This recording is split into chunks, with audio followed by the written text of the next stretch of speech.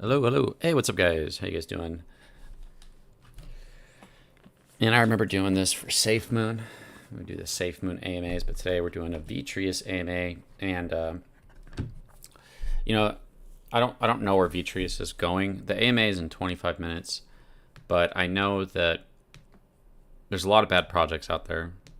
Just they don't have what it takes to grow.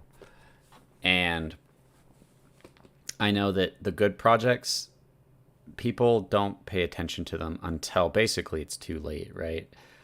So it's so hard to decipher, distinguish which ones are the ones to pay attention to. Vitreous for me, yeah, I am sponsored by them. They like my content. They like how I cover things, which says to me says a lot about them. And I don't know. People should really consider that when I covered Safe Moon, I also covered the negative stuff, and they looked at me and they said, "This guy's real. We want someone like him. We like his videos," and they know that I don't that I will that if like this terrible things happen, I would cover it, right? So to me, that screams confidence in a way that I haven't quite thought of yet. But how you guys doing? Yeah, if you guys haven't heard of Vitreous, we're going to be checking out their AMA. There's some big things with Vitreous. One, this is a brand new project. This is the seed sale. It's the earliest, cheapest price that you can get in unless the price drops at public launch to a lower price than this, which there's no way to guarantee that it will or will not. They're also like a major company that's seeking funding, outside fund, funding venture capitalism. And it could be that some major company, like I don't know, it could be that some major companies are willing to invest in this, and that might affect the sentiment of the project by the time of the launch at the end of the year, and that it might affect like how well the project's doing. And so it's just one of those things where it's like the goal is to find that gem early while people aren't paying attention to it, while people are ignoring it. And for me, I do feel this one has almost all the components that you'd want for something like that. It's not guaranteed. There's no way for me to say I know the future. It's a docs team that's ran by a company. The people working on it are on salary for an actual finance company. They're targeting an actual market that is an actual needed thing in the space that combines AI technology and blockchain for scalability to target compliance, make it cheaper for their own business, and then bring that product to other businesses, making it cheaper for them and much easier using AI technology. We all know AI technology is the future. It's an AI company like blockchain, and people are just like, oh, okay. And it's like, all right, man. I hope it's like, I'm just trying to like give that warning. I'm not saying it's guaranteed, but that's where I said for people, it's crazy because like people, especially people that watch me for SafeMoon. SafeMoon was a guy. I don't, if you guys go study John's history, it's unfortunately, and they don't want me to compare them to other projects. I don't mean to do this, but I'm just talking about my past.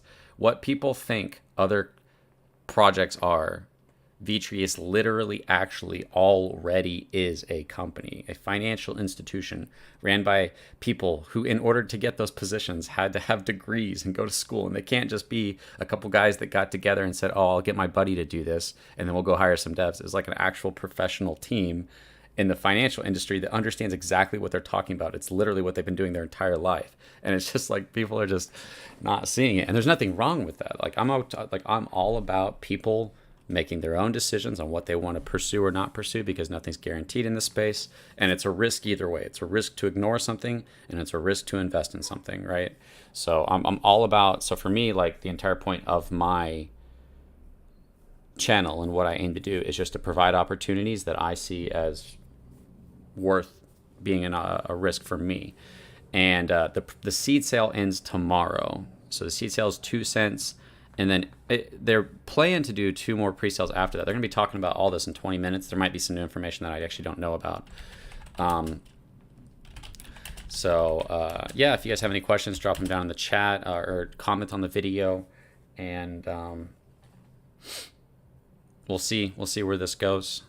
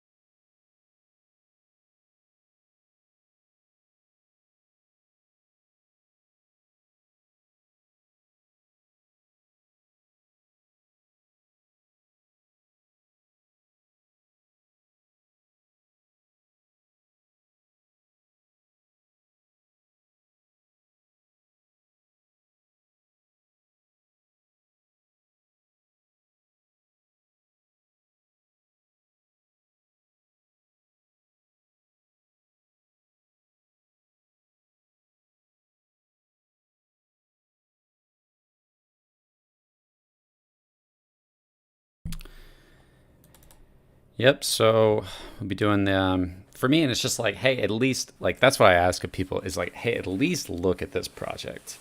I'm not saying it's guaranteed you're going to be rich. I don't know what's going to happen. Anybody who's the more that people say they know something's going to happen, the less I trust them. Especially like in the long term, it makes sense. Like saying Bitcoin is going to go on another bull run. That makes perfect logical sense because we've seen this pattern happen multiple times, right? Saying Bitcoin's going to be going below 10K in the next week. That sounds like some major BS, right? And so the more confident people are, like kind of the less I trust them.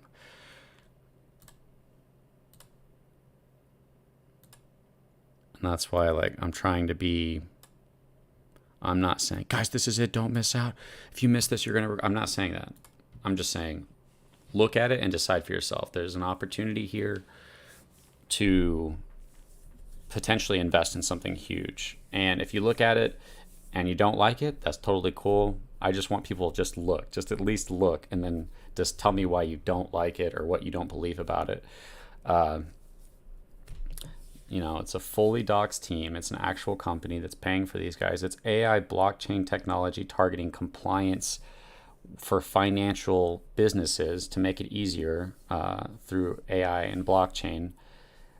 And it's going to patent that technology and then bring it to market. And it's doing all this at the end of the year. They're working on the build. So for me, I just look for good bets, right? I never look at anything and I think, oh, that's guaranteed. I think you'd have to be stupid unless you knew that like people were going to invest money and there's still a risk that they don't, like a major amount of money, like you have inside information, which nobody just typically has that information. But for me, it's like, okay, the team's actually doxed. It's actually a company. It's actually the people working on it aren't like you got your couple of your friends said, hey, we could get rich if we started a crypto. And like, what if we sold stickers and we got the whole, like the idea, because, I think that's a huge problem in the space is people know that they can potentially make a lot of money through making a project. And so they put effort into the part that makes them rich and they put like nothing on the vision and the work that actually helps the community. So, and it's just bad. There's bad ideas, and the ideas that maybe have potential aren't, the effort and money isn't poured into the areas where they could be to actually help the project and help the price. This one is literally, if this does well, the price is going to do well. Like if Vitreous chain creates their blockchain and it actually is saving companies money and they are staying within regulations with the SEC and they have it patented and there's no competition, and the more companies they onboard, then and the companies that are being onboarded are like, oh, thank God, this is so much easier and you're saving me a lot of money. Then you're investing in a company that's an AI blockchain company that's targeting an actual market that is needed. I mean, it's just, I can't think of like, where does this not have the component that you would want as far as, mitigating your risk and your investment. The people are docs. Collaborative Wealth is the company that Chad Justice is a CEO of. They did acquire Reflex, so some people from the Reflex team are on this, and Reflex holders had the option to migrate to Vitreous or to get Vault Finance, I believe. And so for me, it's just like, you can kind of feel the weight of a project when you're looking at a project. And it's like, okay, this is a guy who is starting something and hoping it catches on, like a meme token, or maybe someone who is trying to do something serious, but the idea is not going to work. Because I've looked at a lot of projects in the time that I've been in crypto, and I don't like hold back. I'll say, how is that sustainable? How is that actually going to benefit the holders? What's worst case scenario? What's best case scenario? So I always like to think about those things, and it's interesting to be somebody who is incentivized to only say good things about projects, because people or just only bad things, right? Because if you call everything a scam, then they trust you because they think everything is a scam. Like basically everything that CoffeeZilla talks about is scams. And sometimes I think that there's this jumping the gun on being too quick to want to label something a scam whenever it was just terrible business people or whatever it might have been. But I'm just saying that generally speaking, everybody wants to hear that they're going to be rich, that their dreams are going to come true. And I'm incentivized to want to deceive people. And anybody in this space is. You will grow if you blindly talk about how amazing everything's going to be because you're telling people what they want to hear, and that gets attention, right? It's unfortunate that, some of the worst things in the world get the most attention. Like, if you're a girl and you're doing social media, you're not going to get a ton of views. If you're doing art, but you start showing some skin and stuff, you're going to start getting a lot more views. And it's just kind of the same way. You start giving people what their hearts desire, you're going to get more attention, and people just want to hear that they're going to be rich. They don't want to hear the bad news. They don't want to hear realistic news. But, with the world of crypto being such an unpredictable place, there is the potential for Bitcoin to do some insane stuff. And with Balaji talking about Bitcoin to 1 million in 9 months, in 3 months, yeah, that sounds pretty stupid. But I wouldn't say that something like that should be seen as impossible or even extremely unlikely in that when you look at the picture of what Bitcoin is. And I know there's tons of arguments on both sides of like, well, Bitcoin, it's basically just a place to store your money. It's not like transactional. And then you have like Bitcoin Lightning, and even people will say, well, Bitcoin Lightning even is costly and stuff like that. But the point is that if people realize banks are insolvent and they are destroying the dollar, it's like they're doing this to themselves, then people naturally, like, that's why Bitcoin was created. So if this problem that's manifesting itself from like overreaching governments destroying and inflating their own currencies, which cause people to have to look to an alternative source to where they can control their own funds, then yeah, there is this picture of like, I think it would be silly to suggest that Bitcoin from here on out is just going to be this predictable pattern of bull market, bear market, bull market, bear market. I'm not saying I know everything. I'm definitely not an expert. It's just my opinion, and I could be wrong. I think that there is going to be times of unprecedented, unexpected things with Bitcoin, just like in the past, where people thought it will never, ever go to 1,000. It'll never go to 10,000, right? People just, you would have looked like an absolute idiot saying things like that. And with that in mind, I think that I personally lean towards thinking that we are going to head into a bear market, but I also think that because of what's going on with banks, because of what's going on with cryptocurrency, and because it's slowly becoming more widely known, and we're working through a lot of the bad parts of cryptocurrency as far as FTX and things collapsing and getting closer to regulation and stuff like that, that there is opportunities for these major things to happen, and with Bitcoin. So I don't know what's going to happen. It does seem like most likely scenario, we go on a bull run sometime next year, towards the end of next year. Maybe we hit over 100K to 200K. I think that's the general sentiment of the people who have been in crypto for a while. And with that being said, Vitreous is just, to me, it's just got all these components, and I'm always like, I always enjoy being the guy. I'm not saying it's for the right or wrong reasons, but I like being the guy that said, hey, I told you that super early. I told people about Evergrow super early. I told people about bad things happening about any project as soon as I found them out. If they had serious weight to them, I'd say, guys, let's talk about this. This person's leaving. And I do it at the hardest times to talk about those things. The hardest time to talk about SafeMoon, when I talked about SafeMoon, was right when those things were happening, right when team members were leaving, right when bad information was coming out. That's when you get the most flack, the most heat. And if I can do that, if I can talk about something that hurts my channel and hurts my money, hurts the money I'm literally making at the most important times to talk about it, then I can talk about projects that I believe in. And, sometimes I'll cover a project and I'll say, hey guys, maybe I'm not super bullish on this project, but here's what this project is doing, and you decide for yourself.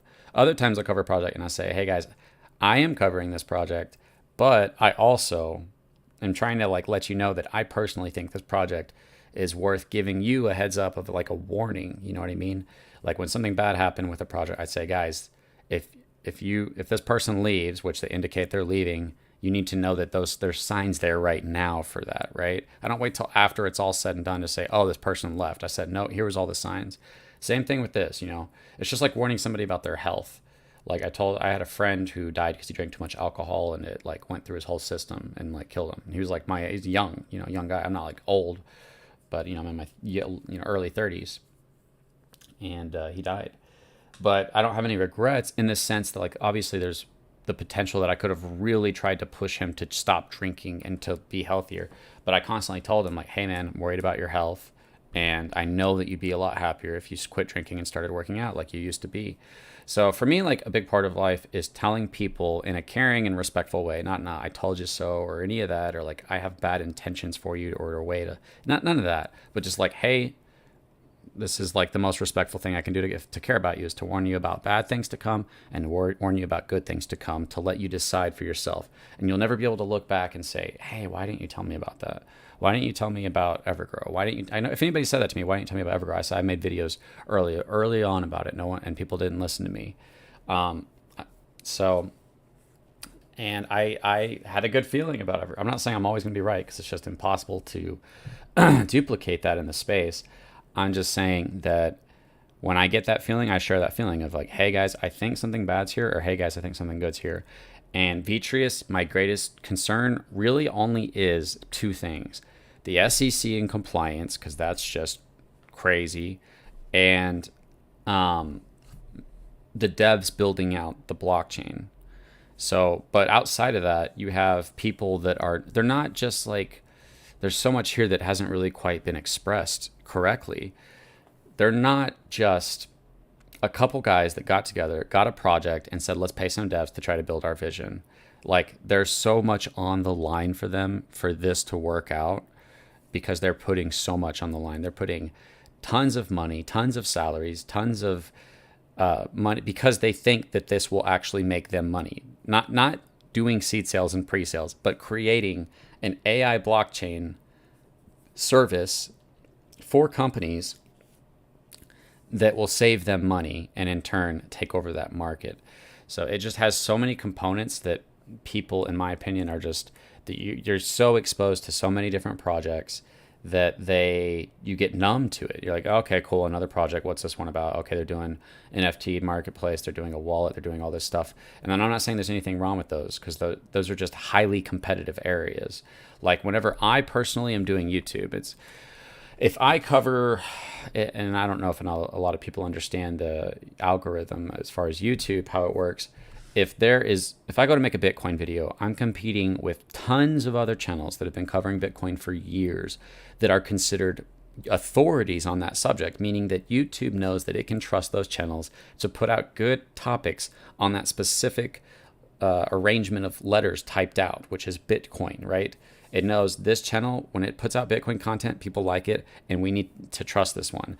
Whenever you create a channel and you start trying to cover random information, it says, okay, here's a new channel, and we can test the waters to see if this channel can cover this topic well. And if not, we're not going to feed these videos out to people that are searching for this if people that are searching for this don't like this type of content. So in that same sense, there's a lot of competition. And when it comes to the markets that we're talking about, the different projects are targeting, the NFT market is just, everybody's doing NFT marketplaces. Evergrow's doing one, and I hope it does well. It's a lot of competition. It's not like there's no competition there. And something super important to think about. Back to the YouTube reference for the people that are listening. If you are trying to do a YouTube and if there's something that is being highly searched, and I'll give you an extremely good tip if you're somebody who's trying to do YouTube. If something major happens and everybody goes to their computer and starts Googling, what is this thing, or what's going on with this, or whatever it might be, say Bitcoin crashes down to 2K. Everybody starts searching, why is Bitcoin crashing to 2K? If you create a live stream and you title that live stream, why is Bitcoin crashing to 2K? And a bunch of people are also searching that, your stream is going to pop up on Google. They're going to click on your stream. The more people that click on your stream, the more that you're going to get pushed in the algorithm. I've had live streams whenever I used to do gaming where the PlayStation Network went down. And I thought, oh, what if I change my live stream to PlayStation Network down, and I change the metadata, which is the titles and the tags that tell what people are searching, and I changed the title, why is PlayStation Network down? And I changed the tags, why is PlayStation Network down? When will PlayStation Network be back up? All those things. Nobody was doing that, right? Because there's no competition while people are searching for that. So I'm targeting something that has high search volume and has no competition almost. And I got 40,000 viewers at one point. I think it was I had an insane amount of viewers, crazy amount of people watching me, and I was bringing value to the stream as well. And I say that to say that, yes, marketplaces are awesome and all these things are awesome that people are targeting, but they're highly, highly competitive because almost every other project is making wallets, NFT marketplaces, blockchains, swaps. Everybody is kind of targeting those, and there's nothing wrong with that. And if you're the best and you have something different or unique, or you have a community, you have something of value that separates you above the rest, then that's great. I'm not saying there's anything wrong with that. What Vitreus is targeting is literally taking AI blockchain technology and creating a blockchain that runs all the well, first of all, it allows companies to create their own nodes to be, they're the ones, because it's a permissioned blockchain. You have to get permission to be on the blockchain in order to protect everybody that's on the blockchain. They're having a bunch of personal data on there, and they themselves are targeting their own problem. Like Collaborative Wealth, Vitreus is run by Chad Justice. Collaborative Wealth, Chad Justice is the CEO of Collaborative Wealth. He himself is says that he spends about $200,000 a year on compliance. So he has a main lady who does it, and then she has 2 helpers, and then they have like 30 to 34 different services that they have to use that don't work well together, right? It's you have to use this one, and you have to pull out, then you have to use this one. So basically saying, what if we combine all of that into one program, one service, all those 34 different services, and instead of having one person go through a document at a time, having to check, is this within compliance? Is this within compliance? They have an AI model that runs it. And we know that AI is just the future, guys. We all know this. If you haven't realized this yet, AI is going to change the future in ways that we probably can't even imagine. It's already doing so with AI music, AI programming. You can tell an AI to go make a program. It's insane what AI is becoming capable of. It's becoming more capable than we are to do things that we can't do in such a smaller time frame. And that's exactly what they're targeting. They're saying we need something that targets compliance, that stays within regulation, that saves people time, saves people money. So they're targeting their own problem for their own financial business first. Then they're taking that solution, patenting it, and then taking it to other businesses. Hey, what's up, Frank Grimes? How you doing? Do you think it's a negative for new investors seeing most of the team has came from a failed crypto project, not FUD? Because I'm very early investor with Vitreous. Just want to get your thoughts. So it's just a completely separate project. Like Vitreous acquired some of the technologies of Reflex, but Vitreous is not Reflex, and it's not ran by the same people. They have some of the same people, but the people that they have did good while they were everyone. with Give Reflex. Me just a moment to get everybody pulled up, and we'll get started. Reflex was like a couple people. Ahead, if you can share out the space and let everybody know that we are live, that'd be much appreciated. And Vitreous is a company. Like if you, I definitely think you should look into that, right? I'm not saying don't look into Aaron that. And Taylor, I did send you an invite to come up on stage. I'm just saying, to me, yeah, definitely consider that, but you also have to consider who's in charge, what were they aiming to do, and for me, yeah, it's like Reflex and Vitreous are just 2 separate worlds. Like, yes, they acquired them, and yes, they Charles, I sent you an invite. Have some of the same people, but the main person in charge of Reflex has nothing to do with Vitreous.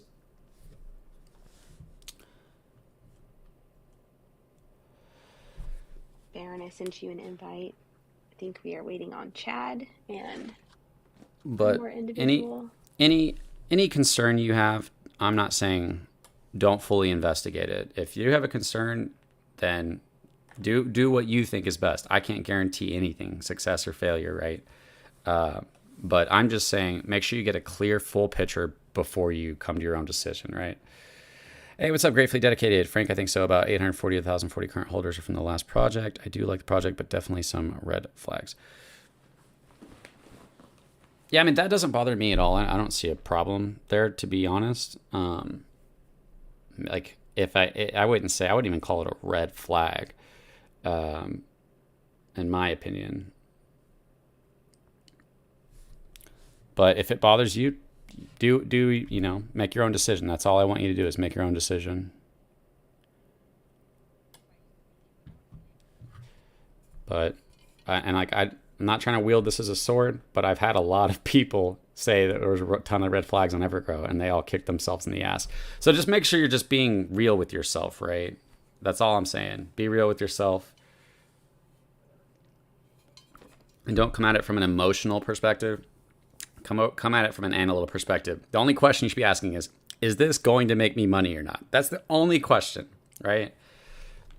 Put everything into that question. This is this old team. This came from Reflex. How's that going to affect it? How much percentage are they going to get?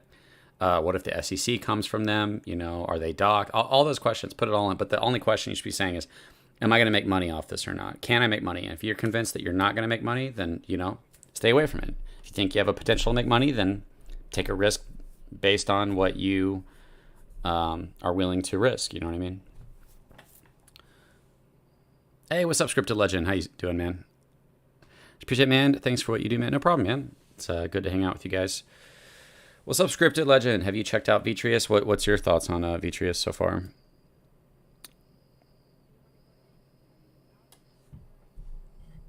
This might be a big AMA. We'll find out, but let me know if I need to turn them up. I'm gonna go ahead and turn them up, and I'm gonna quit talking for a minute. Well, as soon as they're ready to start it, I'll turn myself off and we'll just listen, okay? And then after we'll get your guys' opinion. If you guys do me a favor, hit the like button. I appreciate that.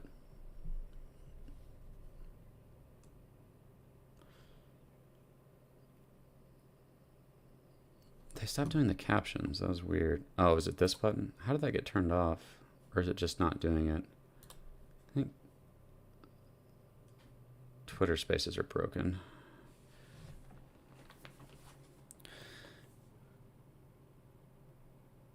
Yep, thanks guys. Appreciate you guys hitting that like button. Scripted Legend says doing good, and I did check out Vitreous and I like the vision. I tried to reach out to Crypto Rabbit, but no response yet. Okay.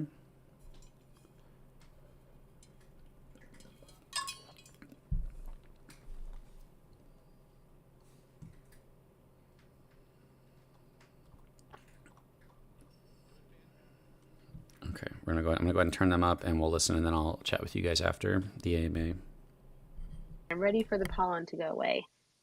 I think as most people are. It's just getting started here in the Midwest, unfortunately, but I'll take the warm weather that comes with it. I know I love spring, but I hate the pollen, and it's like I guess really the tree pollen's really bad this year, so I've got the croup and crud from it. Let's see. Fair enough. Oh, there's Fundin. All right. I think we've got everything. Hey, can you hear me? Yes. That was way harder than it needed to be. I'm so sorry. Yeah, I should have given you guys a heads up that yes, it does have to be on a mobile device. I'm sorry about that. No, it's our fault. Sorry about that. All right. Well, since we've got everybody here, we'll go ahead and get started. I'm going to run through the intro real quick, and then we'll hand it over to Chad. For all of our listeners, if you will take a moment and share out this space, let everybody know that we're live. We have some pins in the Jumbotron if you want to breeze through those. Good afternoon, Vanguards. My name is Jaren, and I am the Director of Public Relations for Vitreous. I'd like to thank everyone in the crypto community for joining us today.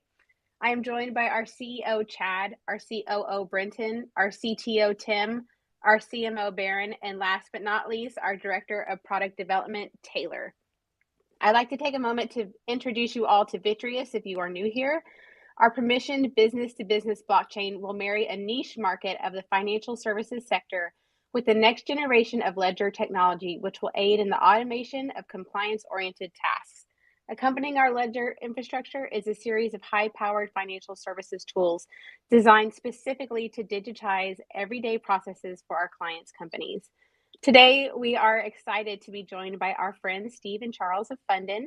Fundin is a fundraising partner that assists emerging companies with finding and connecting with venture capital partners to grow and expand their business. Lastly, I want to remind everyone that our seed round is scheduled to close tomorrow, March 24th at noon Eastern Time. So your last chance for a guaranteed purchase of a Vitreous NFT voucher is tomorrow. You can visit our website, vitreous.io, to read our white paper and learn more. Now I'd like to turn the mic over to Chad. Chad, take it away.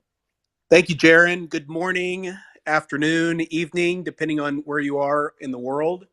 Like Jaren said, I'm Chad Justice. I'm the CEO of Vitreus, and I'm very excited about this company and our direction and our mission. Today, I want to take a little bit of a different angle and talk about funding. We've got a massive initiative on our plate, and it's going to require a lot of capital.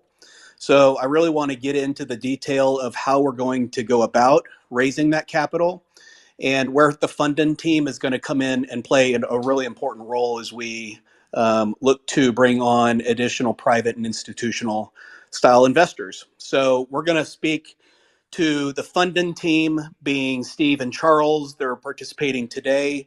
I want this to be an open, conversational style AMA, and I'm going to ask my team to feel free to jump in and ask any questions if they feel like it's pertinent for the discussion.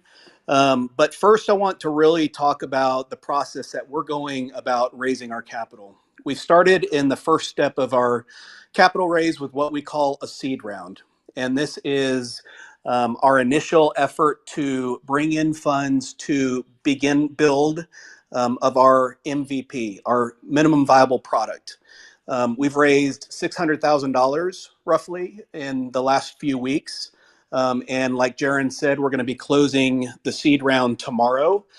We are fully funded to build and complete our MVP, which is our 3-layer blockchain plus our artificial intelligence, or what we call our comply queue, plus our Vitreous Essentials, which is the portal that will be used for users to be able to access all of their data in a user interface format.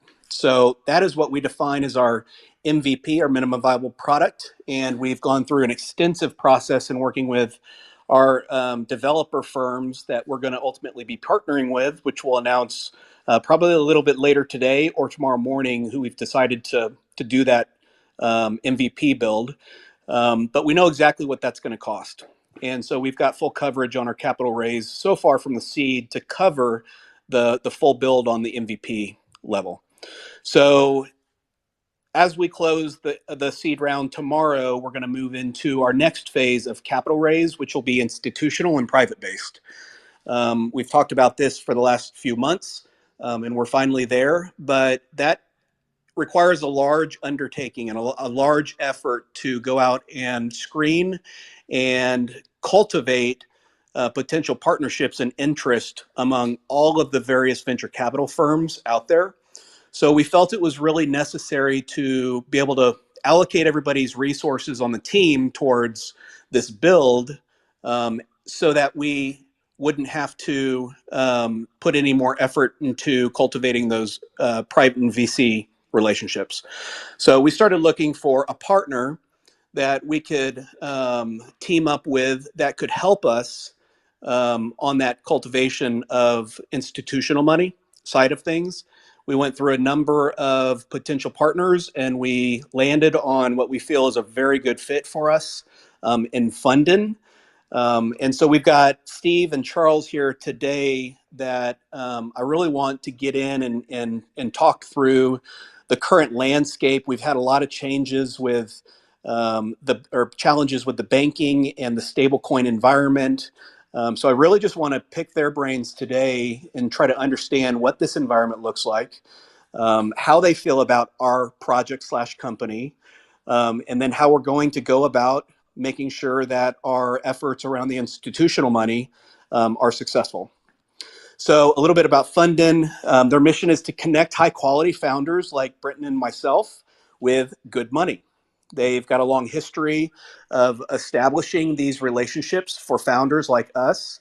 They've worked with over 3,600 founders in raising money and expanding their network. They've raised nearly $1 billion of funds for those founders. They've made over 2,000 intros between founders and funding partner funds.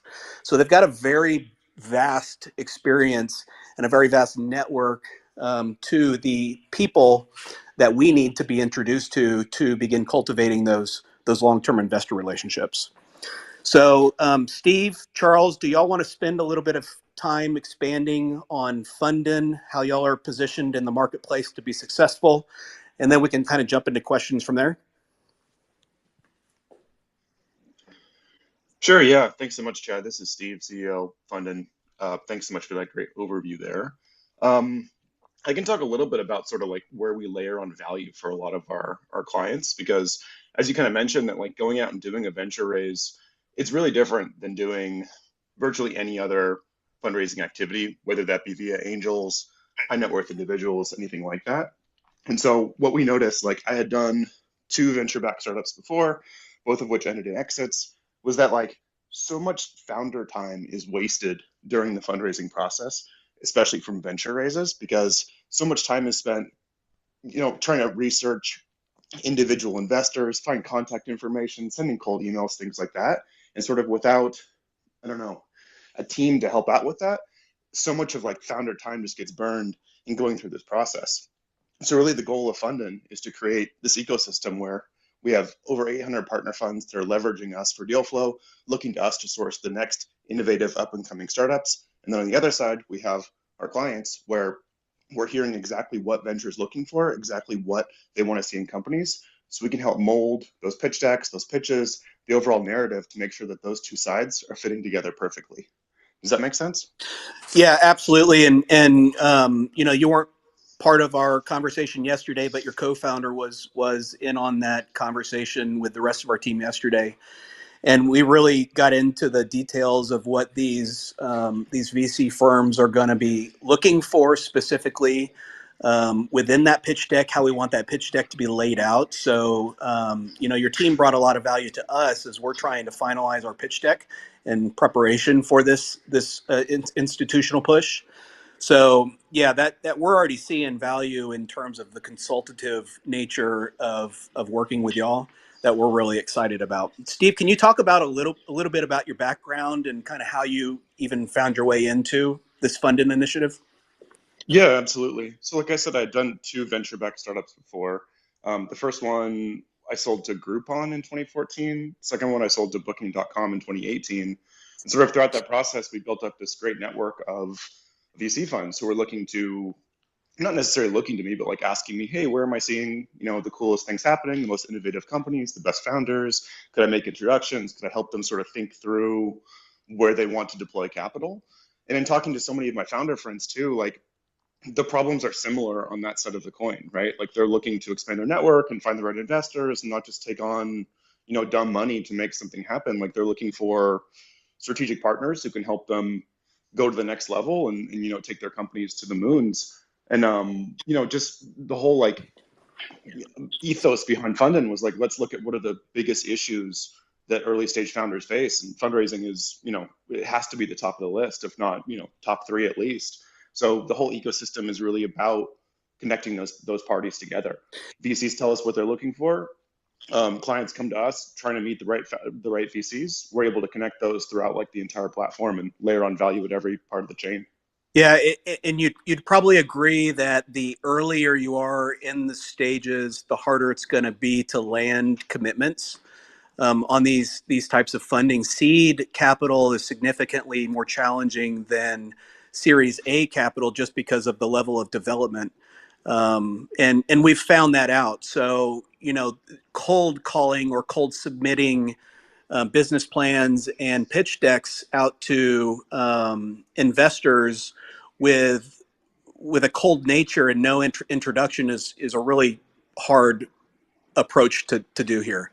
And so having access to warm and even some hot introductions into your existing network by someone who already knows a project and company serves as a really good platform and springboard into getting off to a good start. So we are really excited about the value you're going to bring just from the introductory side. And like you said, you have hundreds of these institutional partners that are sitting there waiting for your deal flow to assist them in looking at the right projects and companies. So we're super excited about that. Can you talk a little bit about some of the experience that you've had working with projects that are doing, I know no one's doing exactly what we're doing, but can you talk about your experience in dealing with some other blockchain projects and raising capital successfully for some of those other projects? I know your team had mentioned to us that you'd worked with a traditional finance experienced team before. So could you touch on a little bit of that? Yeah, I mean, we've done a ton of different work for different blockchain projects, and especially a ton of different work within like the fintech and sort of like distributed finance layer for these things. I'm not allowed to name drop names for Sure. companies for obvious reasons, just because we're under NDAs. But I mean, generally speaking, like the crypto market and especially fintech as well, like it remains to be a really hot space right now. And I think especially folks who are layering on solutions to some of the more traditional banking problems and traditional crypto problems are going to see great headway in 2023 and beyond. Like I think across the board, and this is, you know, for any sector that we're seeing when we go out and talk to partner funds, is like they're just looking for the right deals, right? Like, are they being a little more discerning and a little more are they making decisions a little bit slower? Like for sure, like there's no question on that. But at the same time, like they still have the same function. They have a bank account with 50 or 100 or 500 million dollars in it, and they're trying to 10x that in the next 5 to 10 years, and they're looking for deals that are going to help them do that. I think that's really what it comes down to, understanding their value chain and the way that they think about making decisions. That's a really good way to sort of like begin the venture fundraising process. Yeah, that's great stuff. What about you know, we're obviously in the middle of a slide of a banking crisis / stablecoin challenging environment. Are you seeing any type of pullback within the venture capital space in preparation to allow some of those challenges to shake out? We've seen, I mean, really in the last 12 months or so, we've seen a lot of different changes. At the same time, like again, like people are still doing deals, checks are still being written. Like I think a lot of the hype around the venture capital explosion is overblown for sure. And I think especially within recently within the past month or so, within like all the banking things that have happened and some of the other like crypto rug pulls, so to speak, have sort of like obviously put like some hesitancy in the market. But at the same time, like these funds still need to send updates to their LPs every month and tell them what they're doing with their money and how to like how they're handling the management fees and all those things. Like this is they're undergoing the same issue that a lot of founders are too. Like they need to make decisions, they need to find good deals. That's really where like Fundin's value comes in on their side too, to be their eyes and ears out in the market, sourcing the most innovative up and coming companies. Hey, Steve, Brent here. I had a couple questions kind of pertaining to like the selection process with your company. Do you guys get a lot of businesses that apply? How selective are you guys in choosing, the businesses that you guys choose to kind of partner with? Or is it kind of anyone can kind of partner with you guys? Yeah, it's a great question. We get tons and tons and tons of inbound, and we look at a lot of deals. Like I would say hundreds per month, if not even slightly more than that.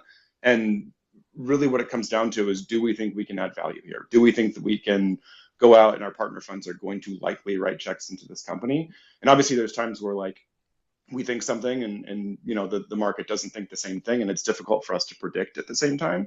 But really what it comes down to is like those traditional venture capital growth metrics. So team traction, product, market, all of those sort of like traditional things that they're focused on, that needs to be there for us to get excited. Like we don't really there's no real benefit to us in working with folks and then not having them perform well within our network and perform well within their fundraisers. Like that's not at all, like our real IP that we're building is the ecosystem, right? And like right now, the way that our business is structured probably won't be the way that it's structured in a year, by which I mean like right now we're not investing out of a fund into our portfolio companies, but at the same time, we probably will in the next 12 to 18 months. And for that, like we want to become the best sourcers for our venture capital network.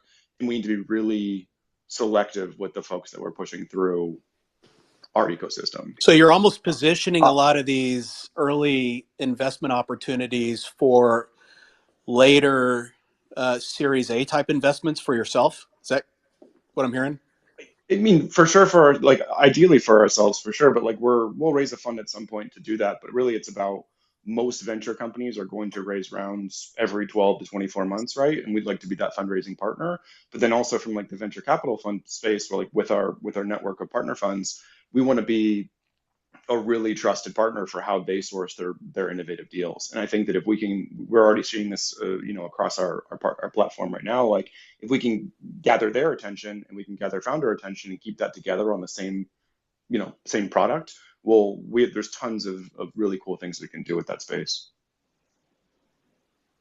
Super cool. Hey, and then what percentage or difference do you see from the crypto side to the equity side, like with your business? Like, is the coin raising capital for the coin or token side, is that like 10-15% of the raises that you've done? Is it more? Like, can you speak a little bit about the differences on from the equity to the coin side? Yeah, I mean, it changes, I'd say, on a month-to-month basis. And like the whole FTX Luna sagas that happened last year, like we definitely saw less Web3 companies coming looking for capital, at least through our venue, after those sort of events happened, because I think people are being a little shyer within like, hey, what's going to happen within this space? We're seeing that pick up a little bit now, especially within like the DeFi spaces. But to estimate a percentage, it's probably, yeah, like you said, somewhere in like the 15-20% range, something like that. But a lot of times, I think, in the same with Vitreous too, like it might be a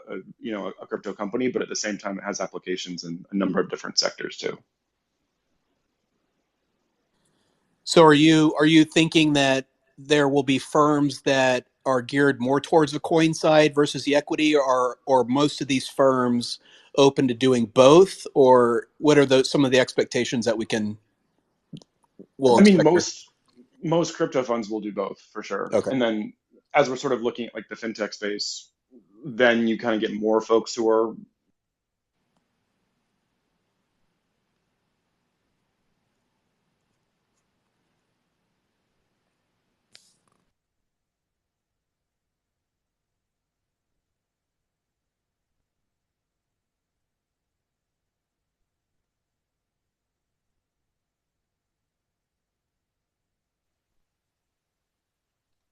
Did we lose somebody?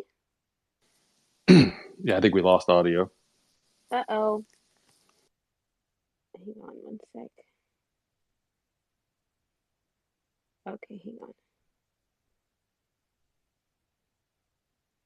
Thought I was losing my mind for a second. Come on, Okay, Chad, Elon. we got. Okay, Chad, can you do mic check for me? I am back. Mic check. Okay, Steve, can you do a mic check for me? Oh, sorry about that. I think it cut Oh. off for some reason. Oh. You guys hear me? Yes. Yes. Okay. All right. Good. Because I went to silence and I was like, "What's going on?" Okay, so we've got everybody back. Yes. So All right, let's start good to that go. question over again. Are you seeing these firms have a preference on going one way or the other, or are a lot of these firms open to doing both? Especially within the crypto community, people are open to doing both. I would say it's normal to do either or both at the same time. And obviously there's some regulations about doing them both at the same time that you have to be conscious of, but it's still definitely possible. And I'd say like the biggest strategic move that we make for a lot of our clients is how do we get you to tell the biggest, boldest, and broadest story that allows us to talk to the biggest number of funds possible?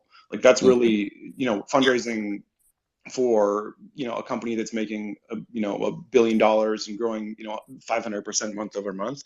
It's always going to be a bit of a numbers game because we need to uncover the right strategic partner for the round, for the time, for the opportunity, and all those different pieces there. And so being able to talk to the most investors possible is a really big hack for making this process easier. So I have something I want to kind of segue into, speaking of messaging and whatnot. So our market analysis, and we talked about this a bit yesterday, but I'd love to have you all expand on it. VCs and investors oftentimes have an alignment to a specific go-to-market strategy or a sector.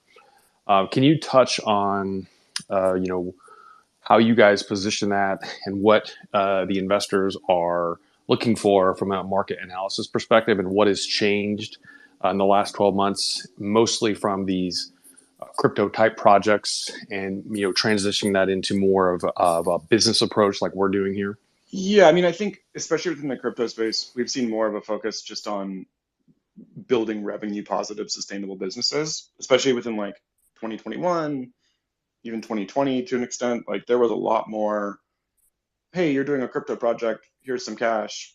Hopefully someday you can turn this into a sustainable business, and not as much sort of focus on, hey, when are you going to be able to generate revenue from this product? We're definitely seeing less of that now, although it still can happen. But yeah, there's been a lot more focus on fundamentals, right? A lot more focus on, when can you generate revenue from this product? What do margins look like? How do you acquire customers? The same sort of, heuristics that they're going to use for a non-crypto company. I think in general, like from a go-to-market strategy perspective and just sort of thesis points overall, like some funds have a really tight thesis and they're investing in the way that they think the world is going to be in 5 or 10 years, and only going to write checks into companies they think can be either category winners or really category creators within that space. And picking out those bones out of a story for our clients is really an important piece of where we add value, right? It's like we know what funds are looking for and we know what words they're using when they're talking about how they're seeing a space grow and how they're seeing a space evolve and like where they think it's going to be at the end of a 5-10 year cycle, which is how they're thinking for a fund.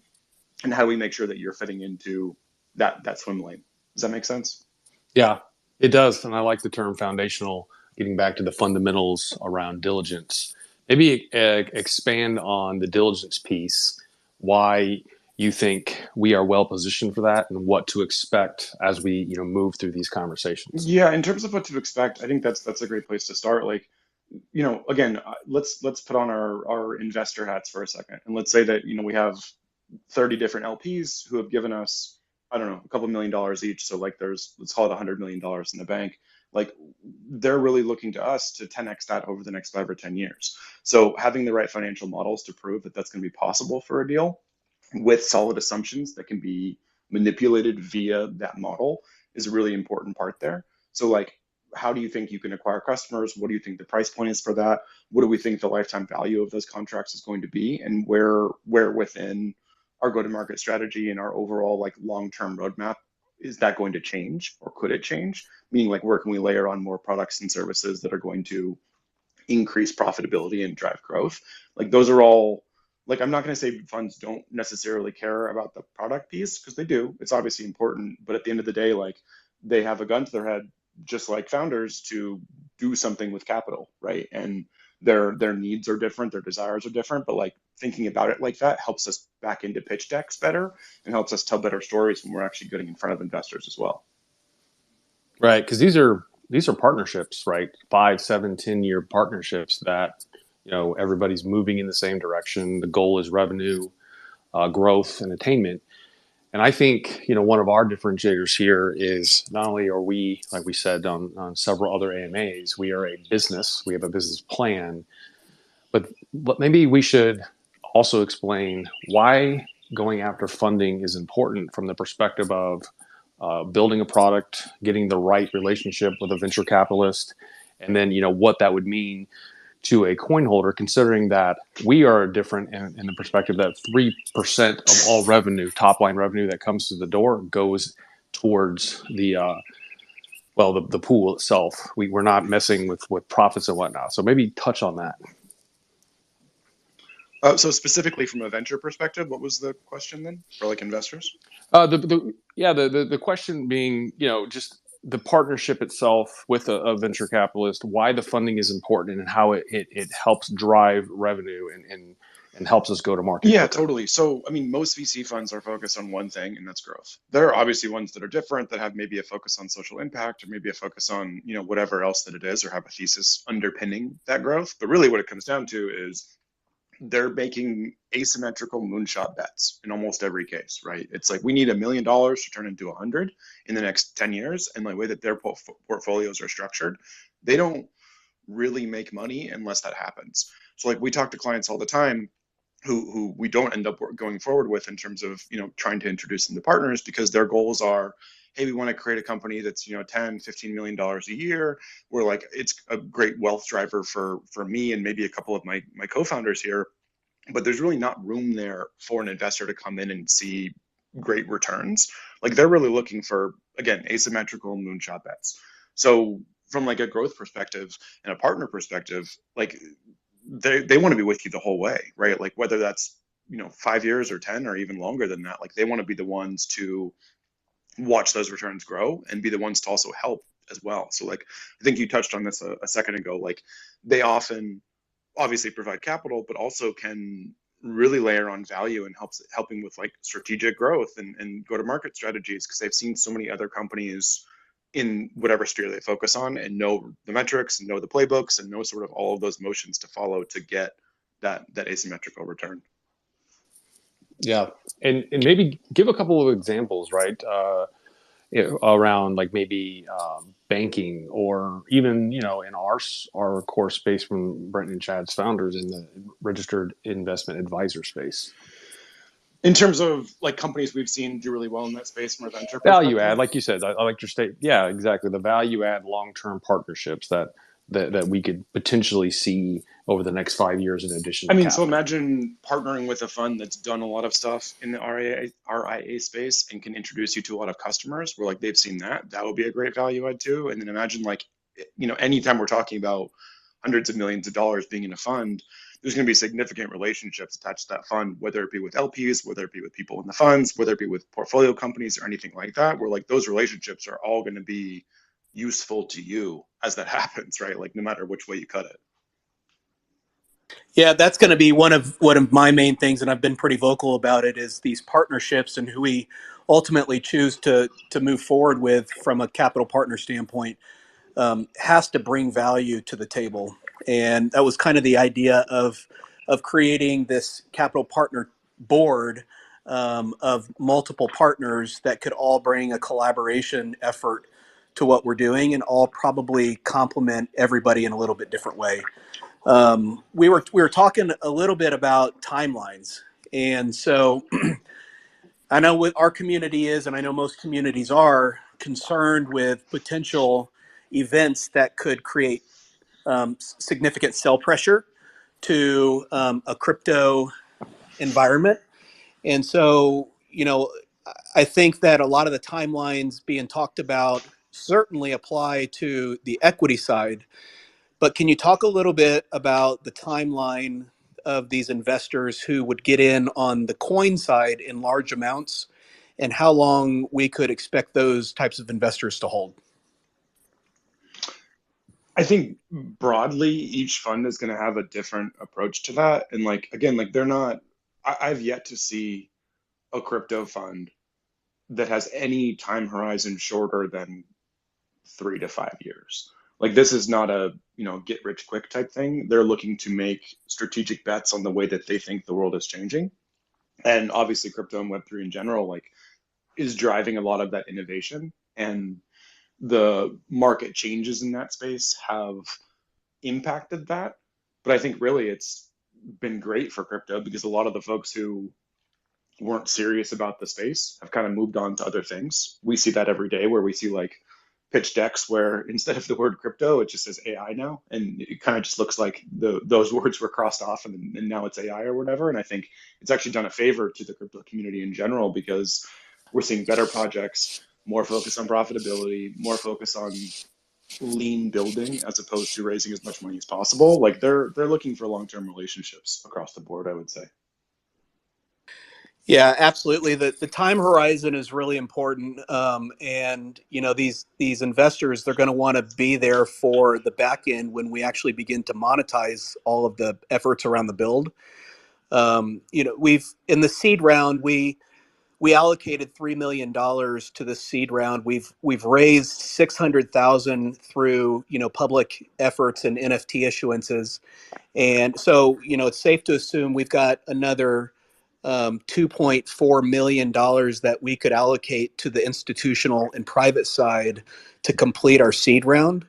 And so when we look at the breakdown and we look at the ratio of those numbers, we see a heavy skew to the institutional and private investor space, which when we have a timeline that is that 3 to 5 year timeline on the majority chunk of our early money, we're going to have a small potential sell or a dump risk when we go to launch. And that's been a big concern with the community, just saying, what type of vesting is going to be in place and what type of incentive programs are going to be in place. The majority of this early money, it's long-term money. So I think we've done a good job of just positioning the type of money and the type of investor who's coming in early here in raising our funds. So it's good to hear that these investors, disregarding if they're coming on the equity or the coin side, they're there for the long haul. And that's what we're there for. That's what our team is there for. We're not shooting for that $15 million number. We're shooting for a multi-billion dollar number. We've got big, audacious aspirations, and we're really excited with this idea and being potentially first to market in a lot of different ways. So some really good things happening here. Tim, Taylor, Brenton, Barron, do y'all have any more questions for Steve? I do. You mentioned something that I think is worth discussing, where it's a lean strategy. We're focused on, VCs and the partnerships are more focused on, building, getting to revenue. Talk about the importance of that. And to your point, Chad, the long-term use of the money, because we have been very focused on our initial release of Vitreous Essentials, being our AI compliance engine for the registered investment advisor space, and then smart contract digital asset logic for mid-sized banks, credit unions, and the ability to do other use cases. But I think that's a very important topic for anybody to really understand how the responsible use of those funds, maintaining a lean company, and getting to revenue as quick as possible. Yeah, this is something that has changed, I would say, over the last 12 months, but really the last like 3. We've seen a lot of companies obviously do layoffs and sort of like change their balance sheets quite dramatically over the past couple months. And there's general agreement that like times are going to be a little bit tougher, right, for the next year or two. And the companies that emerge out of those times are ones that can demonstrate that they can use capital effectively, right? That like for every dollar spent, it's being spent to acquire $2 or whatever it is. And I think being able to prove that out, especially early on, is really important. We see a lot of companies, again, ones that we don't end up working with, that, oh, we're raising money and we haven't actually made money yet. But there's always something that a company can do, always something that founders can do to estimate or show or really sort of like hustle through demonstrating how they plan to turn $1 into $5 or $50 or whatever it is. And whether it's, running some ads and figuring out how much it's going to cost to acquire customers or getting partnerships in place or all these different things, like those things don't cost that much money to prove out. And it shows the unit economics at an earlier phase that not only demonstrates hustle for the team, but also shows investors that like there really is this potential for asymmetrical returns. And I think that's a really important and critical piece for sure for this year, if not for the next couple. And the boom times, the 2018s through 2021, really, like there was less of a focus on that. Money was free. They didn't have to outperform 6% yields or anything like that from within different markets. And yeah, it's a different game now. It really is. And being able to show economics and frugality to an extent is important, and also still growing, right? Like that's the real focus and top of everything else. Yeah, it's caused founders to have a completely different mindset as they, the money becomes a little bit harder in this environment. Once you get it, you need to take care of it. You need to spend it wisely. Tim and I and Brenton were joking and laughing yesterday about Tim being such a wise man and how we spend our money and the process he's gone through, and figuring out the pre-engineering work and the build requirements necessary to complete the build that we want and the time that we want, and has got it down to a science around the budget and phased and everything. So we've gone through significant planning and preparedness to make sure that we are spending as little as possible and getting as much as possible in order to take what we're calling our minimum viable product, MVP, to market. And so that's really good stuff. Tim, do you have anything before we move on to Charles? One last aspect. another big focus, to Chad's point, is we're really looking for strategic technology alliances as well. So, the products that we use, the environments that we use are highly regulated. Talk about, just very quickly, in your mind, how important that is to VCs as well, because in a couple of conversations that we've had, in our time, they've asked if we're doing certain aspects. And the reason why that's a big differentiator for us is we're not just going to put this in a general cloud. This is going to be very purpose built, and it kind of goes with the lean strategy. But I think the technology alliances have a strong relevance to revenue, but I'd love to hear your thoughts as well. Yeah, I think that's right. I think again, like it's about, they're making a bet on you more than anything, right? Like the team, this is the right team to make this happen. And whether you're building in house or building with a partner, or developing in the cloud or developing on prem, or whatever it is, like it's all going to depend on how that strategy plays into acquiring customers and delivering value and driving growth above all else. I think especially for your space, like the regulatory pieces have to be very buttoned up, right? And that's a really important piece for everyone who's working in crypto now too, just making sure that they're not going to be shrugged off by some random decision that happens from some random group in the U.S. government or whatever it is. It sounds like, yeah, you guys have that in order, and I don't know, from a technical perspective, like how are you guys thinking about those things from a regulatory issue? No, that's great. So we are following the FedRAMP standard. So FedRAMP is the federal government's compliance framework for any DoD or highly regulated sector for critical infrastructure energy. And we are chasing after the moderate. And that is a big differentiator for us, being able to provide a permissioned, smart chain as a service, using this in a truly distributed infrastructure manner, and being able to work alongside federal agencies, specifically the SEC, NCUA, FDIC, et cetera. But this will be a full zero trust environment. So I think this is another very attractive aspect to this, and a differentiator for us as opposed to a traditional crypto Web3 project. We are able to build this with the immutability of those very high standards. And so we're excited to have that be a differentiator for us. And we think that's going to be very attractive to not only the VC communities, but also the financial sectors, and eventually getting into critical infrastructure and energy and maybe real estate and whatnot. That's great. I mean, based on your customers, based on your market, that sounds like a very prudent and responsible and great way to do it, especially from an investment lens. It's great. Yeah, thank you. That's all I Jaron, had. Barron, Taylor, Brenton, do y'all have anything else for Steve? I'd like to talk with Charles just for a bit before we jump off here.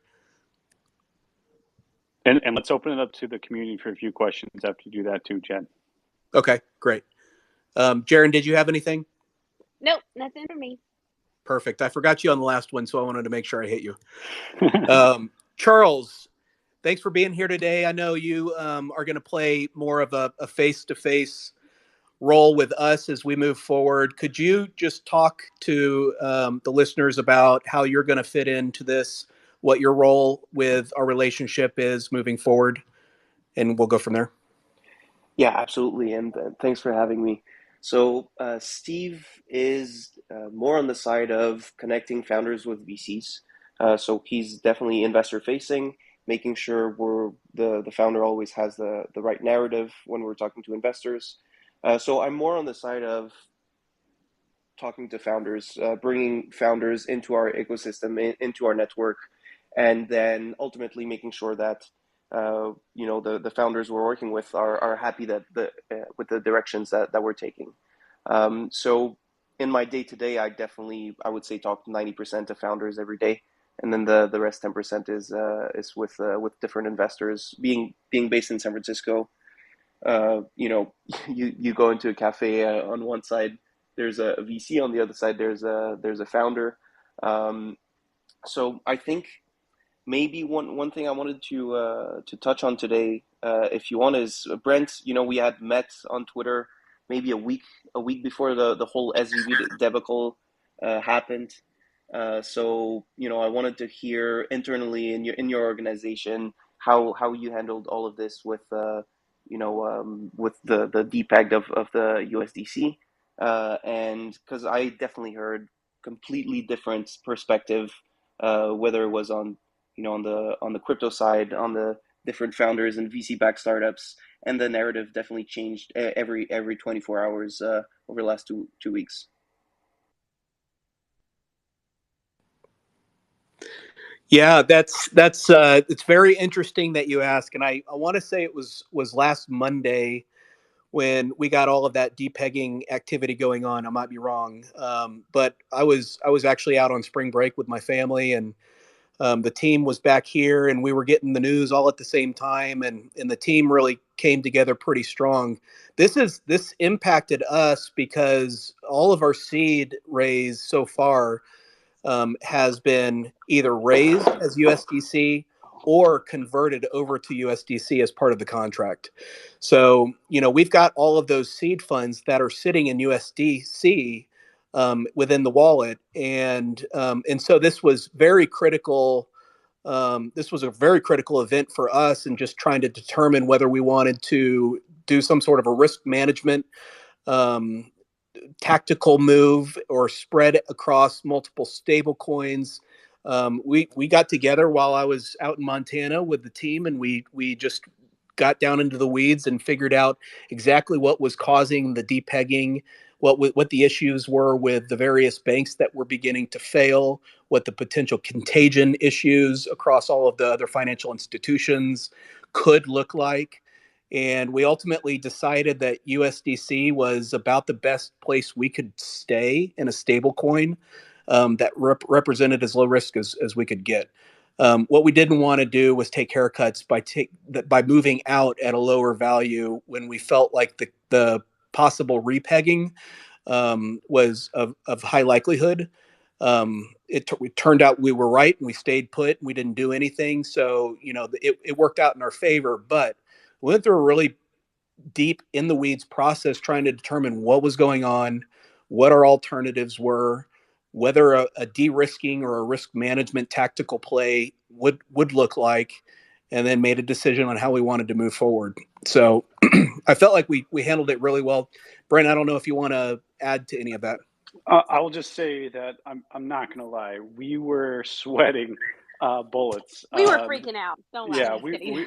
we were, and we're very calm. Like Chad and I, we've been in the wealth management, traditional finance side for a decade and a half, and we're used to stock market crashes, and but when you're building a business and you have all of your blood that you just saw drop 10, 15 plus percent, and it's dropping, and you just don't know why. And the CEO of Circle was very slow to make a response, and that was my only issue. Like, we needed to stay calm, we needed to figure this out, and and kind of hear and dissect exactly what was going on. And thankfully, the risk of what was being held at SVB Bank, because as you all know, Circle had over 3 billion sitting, in deposits over there with SVB. But when we broke down the math, and and Circle did come out and say that they were going to cover all of it, even if they lost all of it, they were going to cover it with operational funds, and that they're still in good financial shape. Like we felt pretty confident, but I'm not going to lie, it was definitely nerve wracking. I was sitting on multiple spaces trying to get as much information as possible, and just unique times that we're kind of in right now. And the main part of these discussions, it was on Saturday, I think. I mean, the banks were closed, which was part of the problem, obviously. Yeah. That's right. Thanks, Baron. Yeah, because we had to wait till Monday to get, we had to wait for them to be able to move the funds on Monday. Right. The redemptions, the way USDC, right? Crypto is a 24/7, 365-day moving industry, right? Asset class. And the traditional financial banking system moves on a 9 to 5 Monday through Friday system, and so that depegging is definitely correlated to them with their hands tied. They're just not able to do anything, and so it just took a little bit more time, but thankfully everything kind of worked out for us. Yeah, we're all good. Charles, anything to add before we move to the listeners to see if they have any questions? Feel free to open it up. All right, Jaron, let's go ahead and go to the listeners to see if they have any questions or feedback or comments for the Funding guys today. Yeah, if anybody in the community has a question or a comment, you can go ahead and raise your hand and I will get you pulled up. Don't be shy. We like to hear from you guys.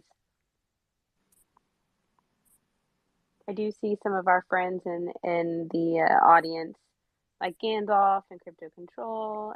We have a question from Drew. I'm going to go ahead and bring him up. Hello, Drew. You should be able to ask your question. Good afternoon. Can you hear me okay? Yes, yes, sir. Thanks for taking my question. My question's for funding. When you're looking for VCs to support a project, we have the seed round, Series A, B, etc. When you first introduce a VC to a new company, how proactive is funding at pulling in a future VC for maybe B and C series funding because the company is doing well, or maybe you stop looking because you think maybe the project has stalled? How does funding approach that? Thanks for my question. I can take this one, Charles. We kind of say the best approach to raising funds is to talk to any investor who is interested in what you do, because even if a fund, like let's say for you guys, like even if we get interest from someone who typically does, I don't know, gaming investments at like the Series B level or something, they might have an in or have a portfolio company or have their own personal project that overlaps with this. And I think too, like even if you talk to a fund for weeks and it ends up being a no and they end up not doing a check at that particular time, those relationships become really valuable as the company grows, right? Almost always a fund's not going to be a no after that length of time because they don't believe in the space or don't have conviction on the team or whatever. It's more just about wanting to see a milestone, or can be that, I should say. So really it's about nurturing those relationships over time, sending investor updates, regular check-ins, things like that, because if they're not going to invest in that specific time because there's not the revenue level or whatever it is they want to see, it can absolutely lead to investments in 6, 12, 18 months down the road. Does that make sense? Does that answer your question? It absolutely does. That's sort of what I was looking for. So my follow-up question is, let's say the VC supports a project or a company rather, and it's exceeding their milestones and it's doing way more than what they thought it would be. Is that something that you guys start looking at additional VCs, or do you just stick with the initial one and say, okay, this is doing better? Are you looking to increase your funding for B series and C series, or do you how do you manage that if they're exceeding milestones versus not exceeding milestones? Yeah, we have a number of different ways to look at that too, and like a lot of times it's the founders just sort of saying, hey, we're doing really well, this is a great time to go out and talk to funds. We say, okay, great, let's do that, because we're really letting our clients drive when those right times are. Generally speaking, if someone's doing really well, like we would just never stop, I would say.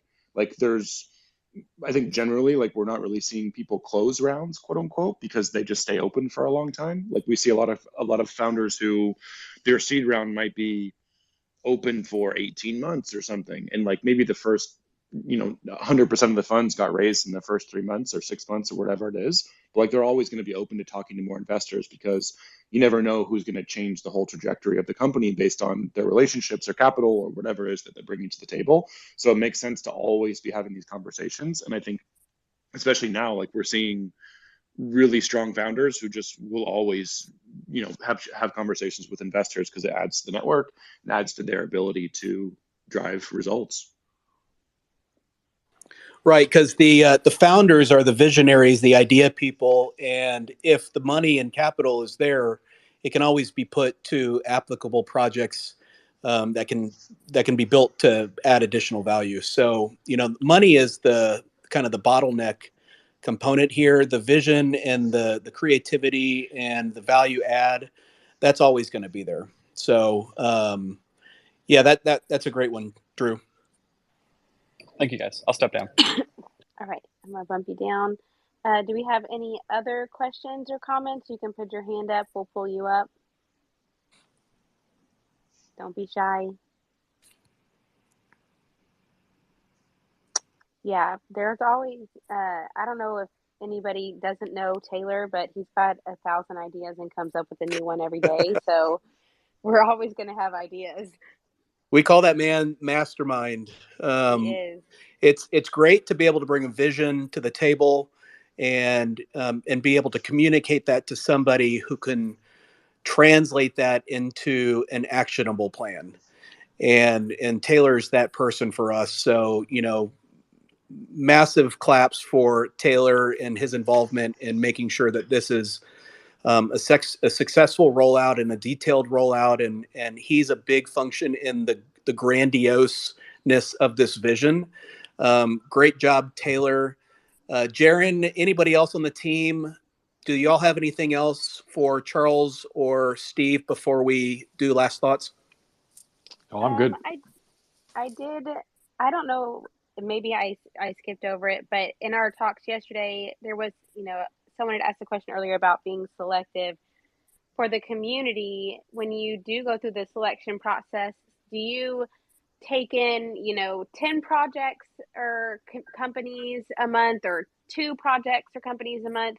Like, how selective are you? Because I know, like, for us, our concern was, okay, are we just a number on a board, or like how much attention are we getting from you guys when we're in this search? Great question. Yeah, that is a great question. I think we don't have like a quota. I mean, really, again, like what we're trying to do is build up our reputation and build up our network within our partner funds for sourcing the most innovative companies that match exactly what it is that they're looking for.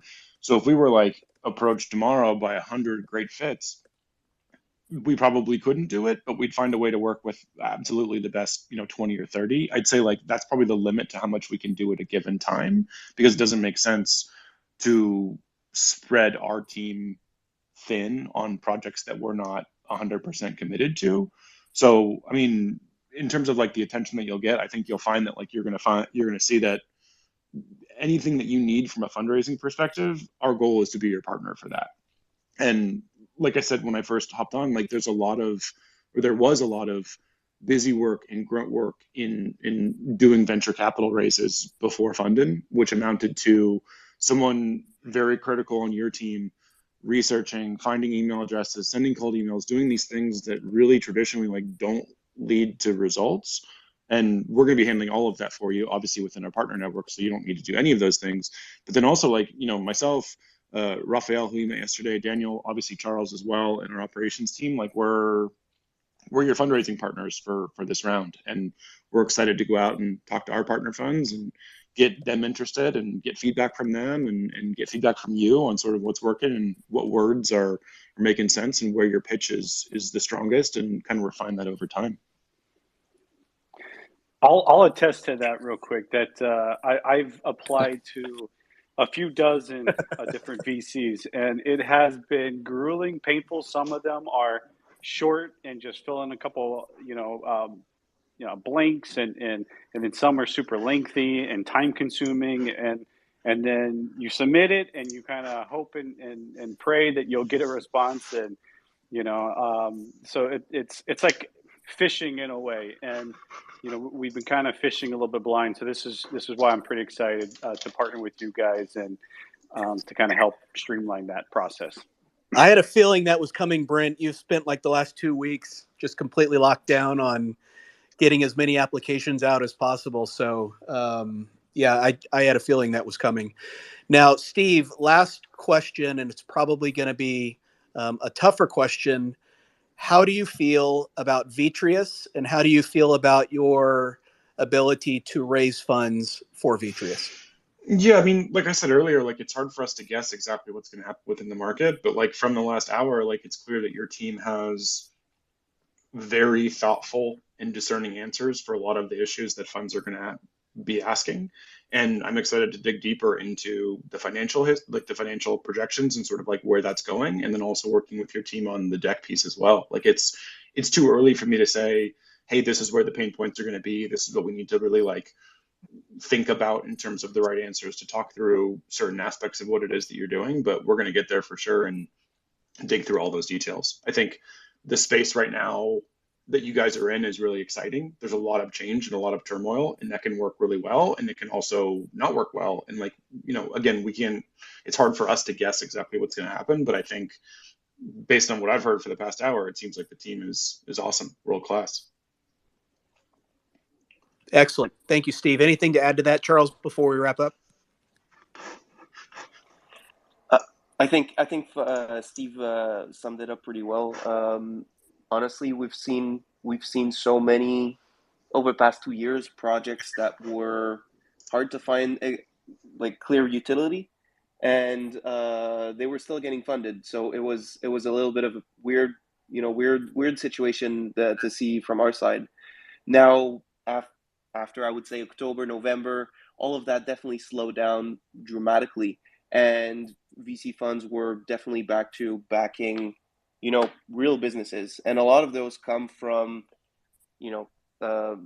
well-established legacy financial institution that recognizes a problem that they have gone through over the last 5, 10, 15 years in your case, and come up with a unique solution that caters to exactly this type of audience, and in your space, in the crypto space. And I think that this is exactly where VCs are looking to invest nowadays when you're at the intersection of crypto and fintech.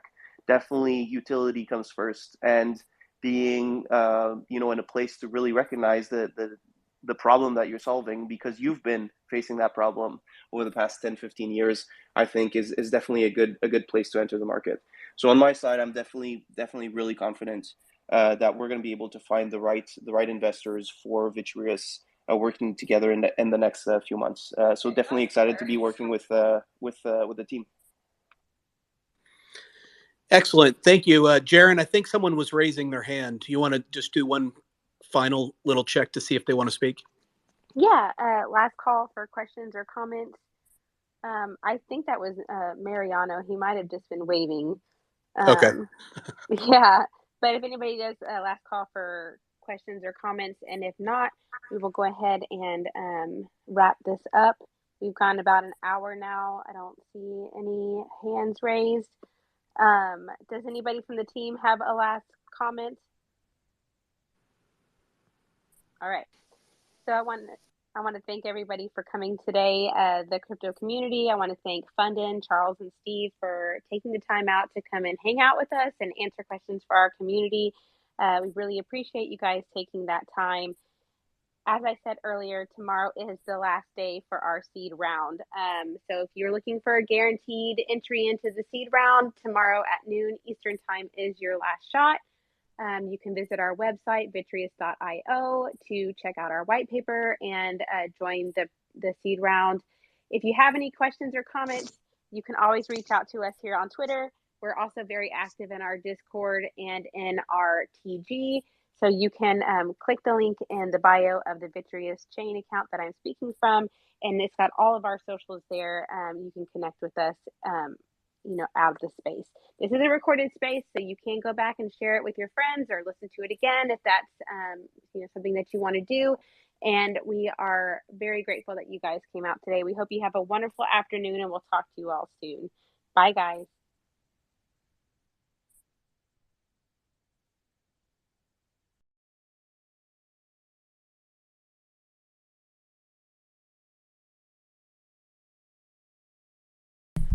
Hey, what's up, guys?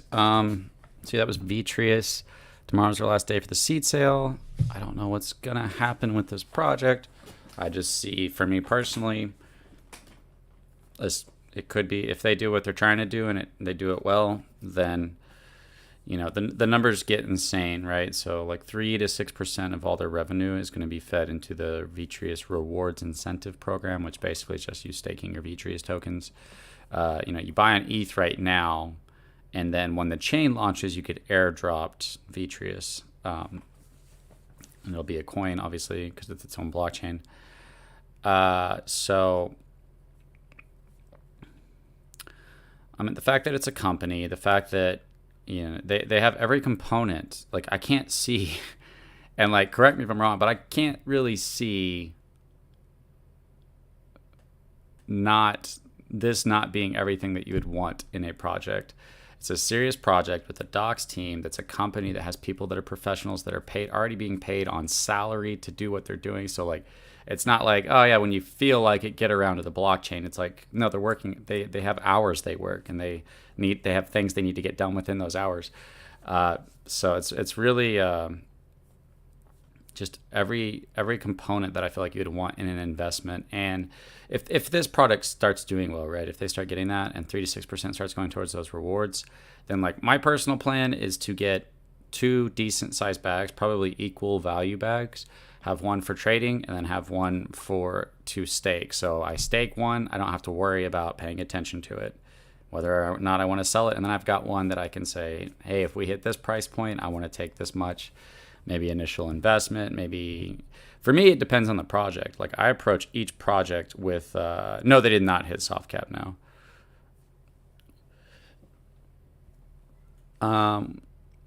Oh, and as far as my project, yeah, I had a couple ideas, but my biggest concern was like, I don't want to be considered a security and then like have the SEC like come after me, you know what I mean? But I really did like my ideas because, and I talked to a lot of projects. And a lot of projects that I talk to, I feel like they approach their project from the creator of the project instead of from an investor in the project. And so I'm like, why would somebody invest in this? Would you invest in this? You know what I mean? So for me, I feel like a lot of people who are creating projects aren't approaching the project from the investor standpoint, and they're not approaching it from what the project actually is. They approach it from like what it could be or what people might think it could be. And there's nothing, I think an investor should approach a project that way, but not someone who's making a project, in the sense that you're going to have oversight of what your investors feel. But yeah, like for me, it was like, I feel like people don't understand why people approach projects. Like SafeMoon, without any utility, made millionaires, made tons of people a ton of money and reflections and all that stuff. Tons of people lost a ton of money as well, right? But the point is like people bought into an idea, and the idea they bought into is it was safe and they were going to make money. So for me, if you can capitalize on that, it's safe, it's going to make money. Don't sell it as being something else, this next innovative, going to take over the world operation, fiend it. Like, just sell it for what it is. This is safe and you're going to make money. And it needs to be that, like by design, through the smart contract. So I was basically coming up with a way to have like delayed rewards to like reward the people that stay in, and also to try to do it in a way that builds it up. And then I also tried to come up with a way to like balance whales leaving a project. So a whale leaves a project, it can really hurt that project. So for me, like whales, I could see like whale dominance was a problem, and people having nothing to look forward to is a problem. So if you can deal with whale dominance and gives people something real to look forward to that is actual value, without saying exactly what I was doing, that's what my things are based around. And it was based around like not just trying to get some people wealthy, but it was like, how do we balance the scales where instead of a small group of people, the whales are getting wealthy? What if we balance that wealth a little bit? Maybe you don't need $5 million for the couple thousand that you put in. Maybe we could save the project through balancing that a little bit. But anyways, yeah, most projects aren't hitting soft cap right now. It's just like to me, and since I've been in crypto, this is like the hardest time to launch a crypto right now. Like, people have gotten scammed to death. They've gotten rug pulled to death. They've just been in so many bad projects. How many times can you get screwed over before you're like, maybe this isn't for me, right? So projects that I'm looking at are not hitting soft caps. But to me, like, once again, like, if that means something to you, then let that be your decision making. For me, I'm like, no, this is the hardest time. Anybody go create a project right now, and you're not going to raise hardly any money compared to like when a bull market starts, right? So I don't really care. Like, for me, it's not like, oh, did they hit soft cap? Did they get a lot of attention or not? Like, yeah, that's nice, and I'm always down for that. But it's also kind of nice too that they don't, because like, if you only believe in a project if other people believe in it, then like, what is that? say about that project. You know what I mean? It says that it doesn't have any value outside of, unless other people think there's value there. It's like fiat, or like declaring that there's value in it. So for me, like, I find value in Vitreous no matter what other people think, and really no matter what the price does, there's value in Vitreous. Is why I'm investing. I'm not investing because I anticipate a ton of people to buy, which could happen, right? I invest because I think that they're seeking a real market with a real product, and they're trying to patent it. And if they do that and they start making a lot of money, then that's just going to feed into the rewards program. And then people will want to get a bigger stake in the rewards program, and people will be wanting to get into the rewards program. And that's just naturally going to create, you're either like, if the price of Vitreous isn't going up, then you can buy a bunch of Vitreous to put it into the rewards. And if the rewards, and if the price is, goes down a lot, you can buy a bunch of Vitreous to get into rewards. So if those rewards are coming in, the price is going to go up, right? And if they do really well, like if this business does success, like is very successful, if they get like 5% of the market, then yeah, I expect to make millions off this. And for me, I've been in crypto for a while. I've always had the most realistic expectations. I promise you this. And any of you guys that have followed me, I'm not BSing, right? I'm not pumping up something for no reason at all. It's not always right or any of that, but I'm at least realistic, and I can see realistic possibilities. I've told this story before, but I was watching a YouTuber, Matt Wallace, and I knew nothing about crypto at this time, and I was watching him cover Doge. And I was like, babe, look at these donations. This guy's getting like 500, 1,000. He's getting so much money. I was like, I bet I can do that. And I ended up doing that. And I was getting $100 donations here and there. And I wasn't lying to people or anything. I was just covering a crypto that we all believed in. And I was like, babe, look at this. I was like, I told you I could do that. I knew it was realistic. And in other people's minds, if they had heard that and thought about that, it would have been like, no, that's not possible. So whenever I look at Vitreous, I'm like, this is realistic. In my perspective, unless things change, this is a realistic possibility for big money. Some are hitting soft cap, but those usually have scammer money to draw on victims to take it home everyone's cash. It'll be extremely hard for crypto to reach hard or soft caps. Yeah, right now, 100% legend. So I could be wrong, right? And maybe I'll eat my words one day, but I kind of feel like when I talked about Evergrow, I had a lot of people go, oh man, why did I not listen to you? And damn, I should have listened to you. And Evergrow was different, right? Evergrow, I was like excited about it. I was like, there's something different about this. And I was right? It took off. The price went crazy. The rewards were insane. Everybody had opportunities to multiply their money and get rewards if they checked it out when I talked about it. And I feel like because of market sentiment right now, and because people have been exposed to so many projects, and I don't have the pool that I did with the audience I had because I covered SafeMoon. So unfortunately, a lot of those people either just stopped watching because they stopped believing in SafeMoon, or they still believe in SafeMoon and they hate my guts for saying bad things about it, or they believe in SafeMoon and they just don't want to hear what I have to say. There's all those different categories. So I don't have like quite the pool I did. It was before they loved me and I talked about Evergrow. A lot of people, because of that, followed me into Evergrow, and a lot of people made a lot of money. But a lot of people are like, damn, I should have listened to you. And I'm kind of doing all these things now, and I'm just kind of like, okay, you guys, I hope, in a sense, I hope I'm wrong so that you don't lose money on this project. In another sense, if I am right, you're going to be like, damn, why didn't I listen to you? And to me, I'm like, I'm not going to have any regrets. I'm going to be like, hey, whenever I get a sense that that's the thing people don't understand, that I think a lot of people that listen to me, whenever I get a sense that I have the potential, me personally, without telling anybody about a project, the potential to make a lot of money, that's when I tell people, right? That's why I talked about Evergrow. Evergrow had no views. Like, people don't understand this. Evergrow had no views. Nobody was searching Evergrow on YouTube. I had no reason to bring attention to that project other than I thought it had massive potential and that I was going to make a lot of money on it. And then I told other people about that. Very, very early. You could have made $1 million plus, depending on how much you put in, right? Even if you put in hundreds of dollars, you would have made in the 5s to 10s to 20s of thousands, depending on if you were smart enough to know when to take profits. So it's like, whenever I like you can tell the difference between I'm covering a project. Hey guys, this is what this project is, what they're aiming to do, and if things go well, they could do this, but they may not. And here's the picture, right? That's just like the honest way to present any project. I'll cover really any project that isn't a scam for the right price. To cover them honestly, like I tell them, like, hey, I got to present both positives and negatives. I'm not going to lie. If there's problems, I'm going to tell people about that. I covered Daylight token, and then I found out like some stuff that was very concerning, and I was like, I have to tell people about this. And they were like, you don't tell people about that. And I was like, I have to. And I told everybody about it. So it's not like I'm willing to take money and then lie to and deceive people. And people that really follow me and listen to me, which is not many, know that, right? They know that I'm not going to BS you. I'm not lying to you. I'm not here to take advantage of you. I'm here to take risks, to try to change my life, and to let you guys know, and to listen to you guys. A lot of you guys are smarter than me. I'm like, what are you guys looking at? And I'll be honest with you, 90% of what people have told me about has been total bullcrap, like total waste of money. The few times that I like, oh, maybe this guy knows what he's talking about, and I listen to him, I've lost money. And I know that it's extremely hard to tell people about. It's not that they were trying to scam me, it's they really believed in those projects.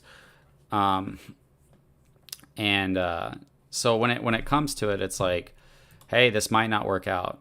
I'm not saying it's going to, but it's got everything that I personally would want in a project to make money, right? What kind of money are you guys investing? Minimum 500. So the minimum's not 500, Robert. You can put in 100 if you're not wanting to risk that much. You just need enough to cover the gas fees. It was minimum 500, and then they got rid of that. So if you only wanted to do like $50, I think you could buy $50. You get an NFT. That NFT holds $50 worth of Vitreous once the Vitreous chain comes out.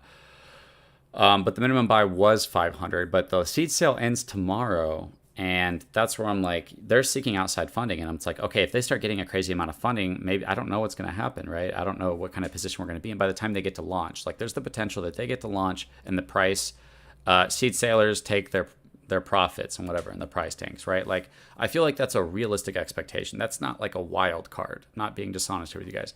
There's a possibility that momentum gets built up into a bull market to that point with Vitreous, and that if they have what they call the minimum viable product, and that thing's looking good, and outside investors are wanting, like they believe in what it is they're doing, and they start getting a lot of outside investors, then FOMO, there might be a different state of mind for Vitreous when it launches. It might be like, holy cow, I've got to get in on that. I think that's a possibility as well. I just have to see how it goes. I think that one's less likely than people dumping, in my opinion, but I think that it's likely that, or it's not super unlikely that the sentiment for Vitreous might not be extremely bullish by the time it's coming out. Because another thing that you have to keep in mind with Vitreous is if the price dumps, and yes, that's an opportunity to get more Vitreous, and whoever has the largest amount of staking, whoever has that kind of pool, which obviously it's going to be your whales, people that are, by the way, people are putting in like 50,000, 100,000 into this project. I'm not sure about 100,000, but I'm pretty sure 50,000. Start DCAing then? Yeah, I meant, what? I don't want you to listen to me. I just want you to look at it and decide for yourselves. I said the same thing about Evergrow. I said, don't listen to me. I don't know if this is going to go insane or not. Just look at it and decide for yourselves. I personally think this has potential, right? And I don't get this way very often. I look at a lot of projects, and most projects I'm like, I just don't see it. I don't see this being real. And I'm usually right about that. I've had projects reach out to me, and they're honest people. They have good intentions. They think they have a great idea. And I say, well, how is this sustainable? And they're like, well, we just keep doing this. And I'm like, no, I don't see that being sustainable. And it wasn't.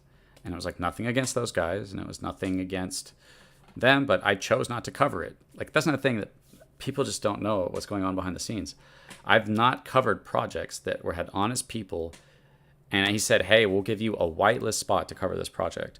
I was like, I like the project idea, but I don't see how it's sustainable. And I was like, I don't see people making money on this. So I was like, I'm not going to cover it at this time. And he said, okay, I'll give you a spot instead. And then, so I got a whitelist spot. I didn't put much in, and I was sitting on like $8,000, but I didn't want to take that out because I didn't want to hurt their project. So it went like way down before I finally took it out. I was like, okay, I've waited on this a long time, and now I'm going to, take a little bit of profit, but I never covered that one. But I'm just saying, my goal, a lot of people don't believe me. Like, somebody just commented on Twitter and said,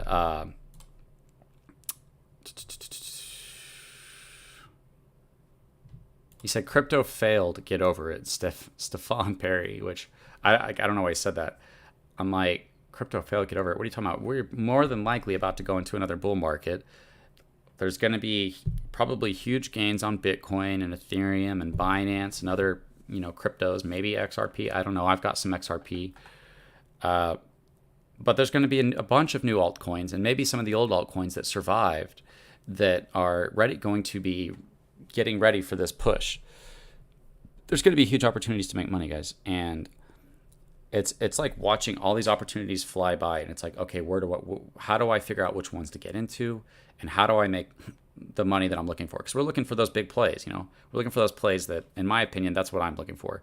I put in a couple hundred, a couple thousand, and it shoots up into hundreds of thousands to millions of dollars. That's what I want to get in on. It's the least riskiest, not unrealistic. It's way more realistic than like playing the lottery or going to a casino. It's not crazy stupid. You have control. It's like you can do as much research as you want into it and decide. $100, $10. I don't want to invest in that. I don't want to lose my money. 500, 1,000, and it's very hard to make the right choice. But I think that the more realistic you are, the less unemotional you are, the less maxi mindset you are, and the less gullible you are, that the more likely you are to pick out a good project. And so far, when it came to covering like SafeMoon, and a lot of people had the same mindset as me, and it's just realistic. It's like, whether I'd like it or not, I'm going to be real with myself. Like, if I think this project's going under, I'm not going to sit here and lie to myself and lie to other people and all that stuff. So it's like, because we have those glasses on, which those glasses are basically, I want the truth no matter how bad it is, that helps you to, in my opinion, look at projects and be able to actually have a much better gauge of how good they are. Because other people are so built up into the dream of wanting to be rich that they're willing to overlook certain ideas. You know what I mean? They're willing to overlook negative things, and they're willing to overlook not just negative things, but like they're willing to think that everything's amazing about their project, right?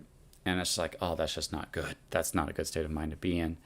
So I do feel like people that are like that are a little more real with themselves, have the ability to kind of tell, does this project actually have something that people will buy into or not? Is it going to get a lot of attraction, a lot of attention? Are people going to be sold on this idea or not? It doesn't even have to be, is this going to be a successful utility, right? It could just be, are people going to buy this or not? There was one Tate token that came out. It was like Top G token. I thought, I'm early. It just came out, and this is not a good token, right? Like this is not going to have any serious utility. I actually wonder if it's still even listed.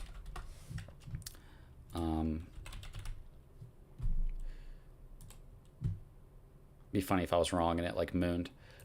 So I was watching this token and I'm like, I can see people getting in on this.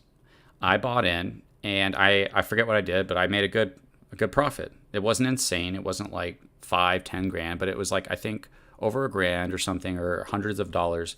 I got in, I made the profit, it went up, and I said, okay, it's probably not going to do great from here, and then it went down. Now, this is a stupid idea, right? But I approached the project for what it was for. I didn't approach it for what they were promising.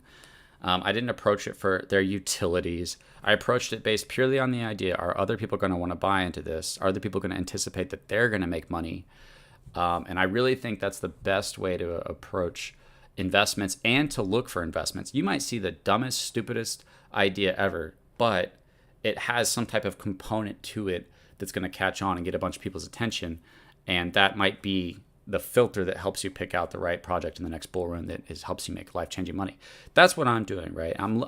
There's tons of other people in this space that are a lot smarter than me, and I'm trying to listen to everybody, engage.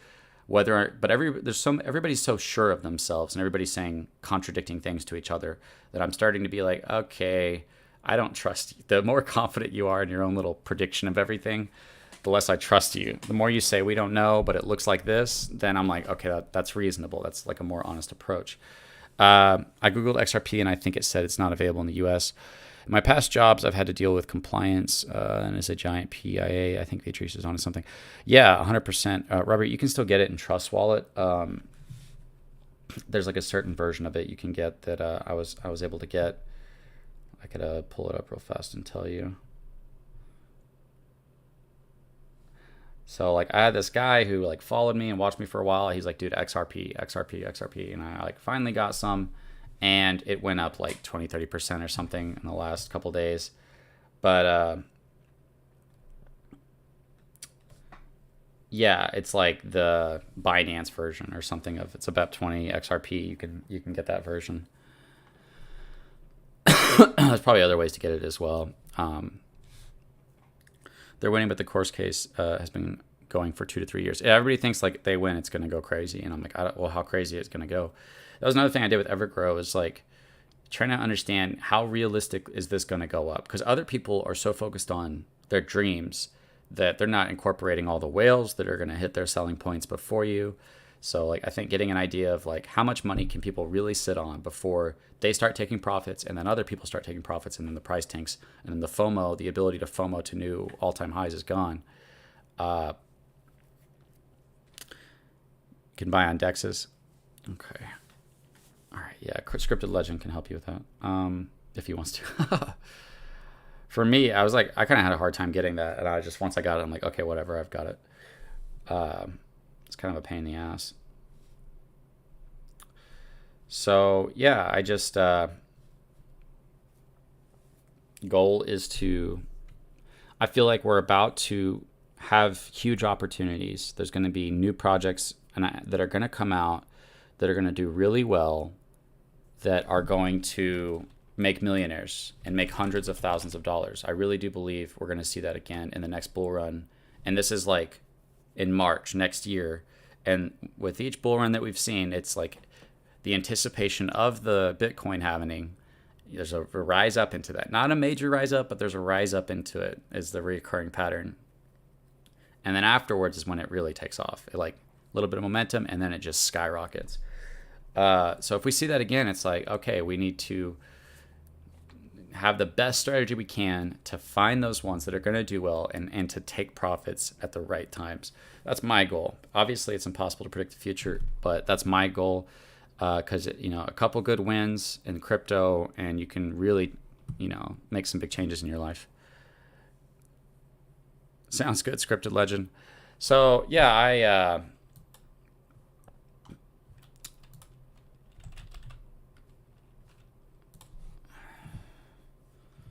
another one that like I personally like, Evergrow, like, man, look what Evergrow did. That's insane, dude. That was insane.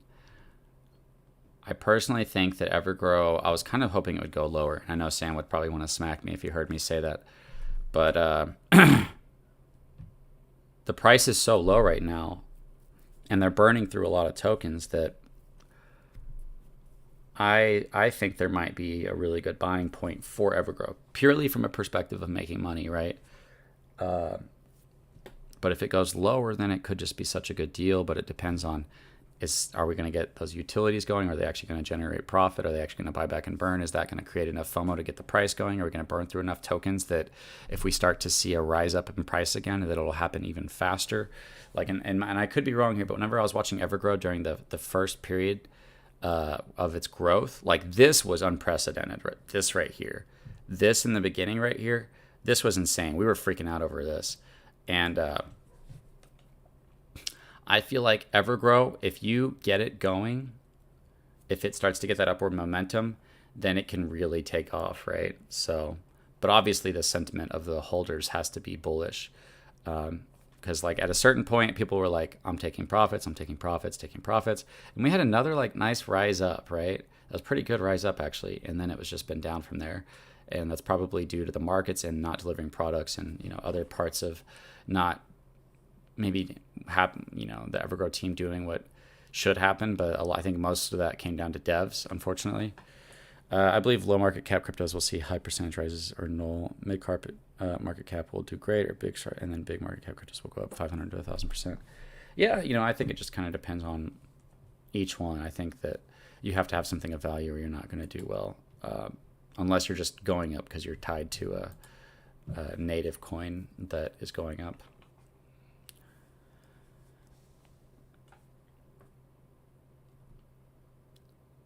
So yeah,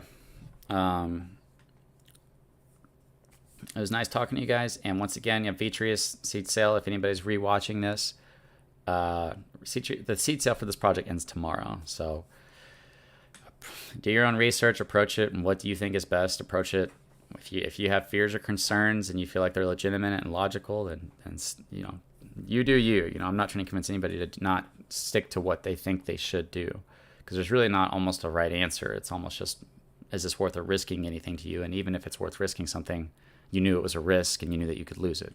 So, D-Libby, good to see you, man. What's up, CC? Just tuned in. How do you think Vitreous will be with their marketing? Did they take care of you properly?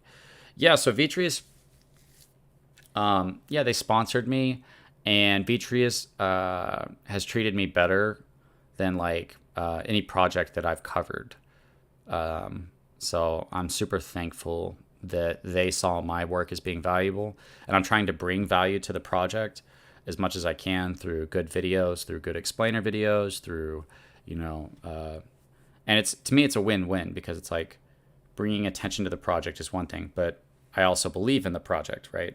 So it's like a win-win-win. I get to bring attention to them, I get sponsored for it, and I get to tell other people about an investment that I actually do believe has the opportunity to make life-changing money for us at such an early stage. It's win-win-win, in my opinion. But honestly, no, like, even if they said, hey, we're running out of, funds or whatever, and we can't quite sponsor you anymore, I would still talk about them, right? I would still cover them. But a lot of people just don't know that, like, making videos is very time consuming. If you even just making a video, if I were to make a video, just me saying, hey guys, this is what Mr. Whale's up to right now, I'd have to go record this, talk about it, edit it, do a thumbnail, do tags, upload it, if I wanted, and that's just a low quality video.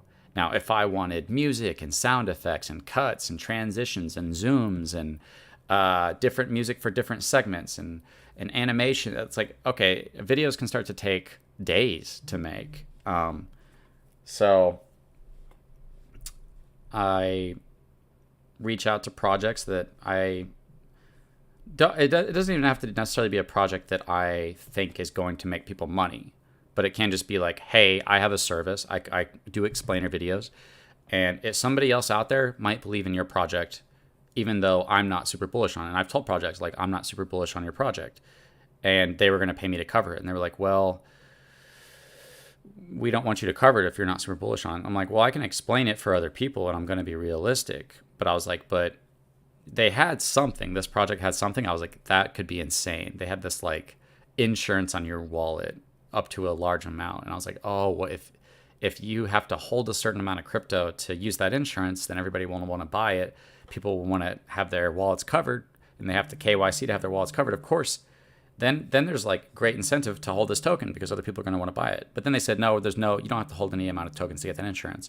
And I was like, well, then where's the incentive to buy? So I basically talked to this project out of me covering them, because I was like, I don't see a vision of people making money on this. So what do you want me to tell people? I was like, I can tell people what you're doing, but I don't see any type of idea that I can communicate that's them going to make money.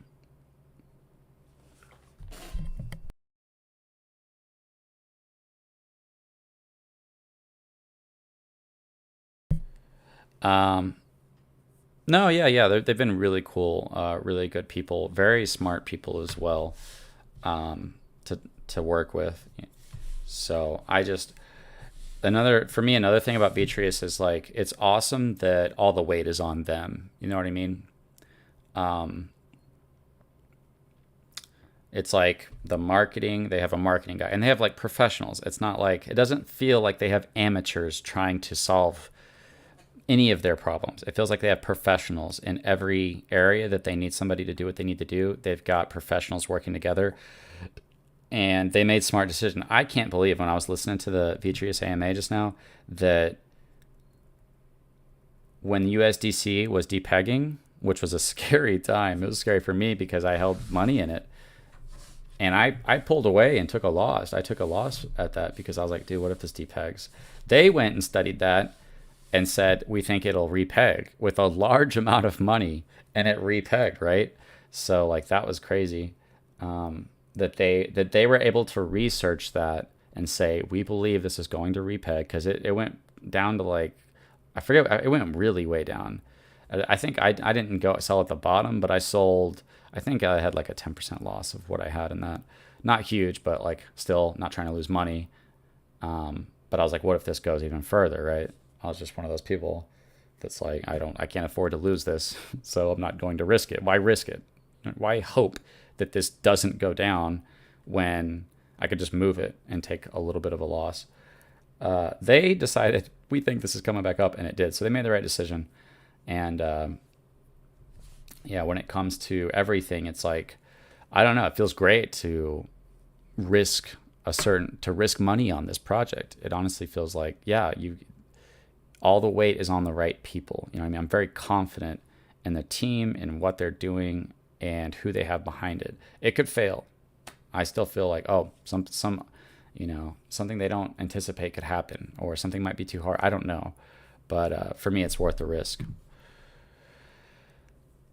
That's why I tell you guys, like, hey, tell me about the projects you're bullish on, and I'll check it out. And if it really catches my eye, if I really feel like, holy cow, this has massive potential, people don't notice it, right? That's how I feel about Vitreous. People don't see it for what it is. Like, I think it eventually could get that crazy momentum of, hey, this is a real company and they have this actual product and they're actually getting revenue and people are actually investing in them. Holy cow, we need to get in. FOMO will kick in. And like, we're in the early stages of that, where they're already docs, they're already working with it, they already have a fundraise, they're already a company. It's just like, for me, it's just like, yeah, this is amazing. And they reached out to me. That was the crazy part. It was like, we really like how you covered other projects. We want you to take a look at us and see what you think. And I looked at them and I was like, oh, that's cool. And then I started doing interviews and AMAs, and I was like, oh, like as I started to get it more, I was like, oh. I started to get a picture of who they actually were as far as the company Collaborative Wealth, and Chad Justice, the CEO, and Tim and Taylor, like extremely smart. Like talking to those guys, you're like, oh, okay, like you know more than me, like by a long shot. And that's great. Like I love that. That makes me feel so much more confident in what it is that you're doing and saying. That I was like, I eventually had that moment where I was like, if this does well, if Vitreous did well, this could be like the only investment that I need. It'd be like investing in a huge crypto early on, where a small investment sees millions of dollars. So for me, whenever I had that moment for myself, that's when I was like, I got to make a video. I got to make a video telling my subscribers about it, right? And I made a short, and I was like, hey guys, I was bullish on this project before, but now it's starting to feel like warnings are going off in my head of like, you need to warn other people about this so that they can decide if they want to risk in this or not. And so that's what I'm trying to do. I'm like, hey guys, last day of seed sales tomorrow. So if Vitreous ever takes off, blows up, does extremely well, maybe it's a year, 2 years down the line, 3 years down the line, I don't know. But if it ever blows up, I'll be able to point back and say, see you guys right here. Like, I gave an opportunity for you to look, at least. I didn't guarantee that this was it. I wish I was that good to know, like, this will succeed, guys, bet on this. But I don't think I'll ever be that confident in anything that's an unknown. You know what I mean? That just seems dishonest. Anyways, guys, yeah, definitely. I have other videos on Vitreous if you want to check them out. If you have any questions, Vitreous, look them up on Twitter. Join their Discord. Jaren knows her stuff. She's very professional. She'll be able to answer all your questions on it, and she'll be able to help you out. And yeah, join the AMAs. Ask the questions. There's always an opportunity for you to go in there and ask their questions during their AMAs if you don't get a chance to, or if you'd rather talk to them in person. And like I said, guys, I'll be covering any project that I think is going to make me a lot of money. I will let you guys know. And I don't like buy a huge bag and then say, hey guys, check this out. Like I just let you guys know. Like right now, we're talking about the seed sale. You have equal opportunity as me to even get more than me, right? So Evergrow, it was super early. I didn't wait until way later and say, hey guys, everybody check this out. I let you guys know when I know. Whenever I get that feeling of like, okay, this could be huge, I'm like, I got to tell people. In crypto, at least, say. And I don't just do it to be like, well, I do it for one, to like give people the opportunity, right? But I also do it because like I want your guys' feedback. What are your concerns? And I've heard concerns. The concerns I've heard are not convincing for me. I think that they acquired Reflex, and Reflex left a bad taste in people's mouths, and I understand that. However, I don't see that affecting what Vitreous is doing, because Vitreous is just a completely separate thing in my perspective. That has no weight to it. It's noteworthy of what happened there, but it doesn't have any effect in my mind. To me, all of Vitreous is built on. Actually, I'd be willing to talk about this a little bit longer, because there's an idea, right? And I'm being sold on an idea, and for me, that's every investment is somebody's being sold an idea that they're going to make more money because of blank, because they're early, because massive utility, because whatever it might be, because other projects have done it that were similar, because, right, you're being sold on an idea. And for me, the idea is that they get the AI blockchain technology and they patent it, and then they market it to. So it's not just the idea of them having a good utility, but it's the idea of people buying into that idea, right? So if that starts to get FOMO and this starts to spread, then we're early. Like, we are early into Vitreous. And if other people see Vitreous for what I see it for, and it starts to become like, oh, this is a real company. Oh, they do have professional teams. Oh, they actually do have this company that and they're solving a serious problem that every financial institution is dealing with when it comes to compliance, and having all these different services and all these costly wages that you have to pay to get people to sort through that every single year, which only gets more and more complex. At the same time, while ChatGPT and Midjourney and these other AI technologies are taking over the world and only getting better, even like the newest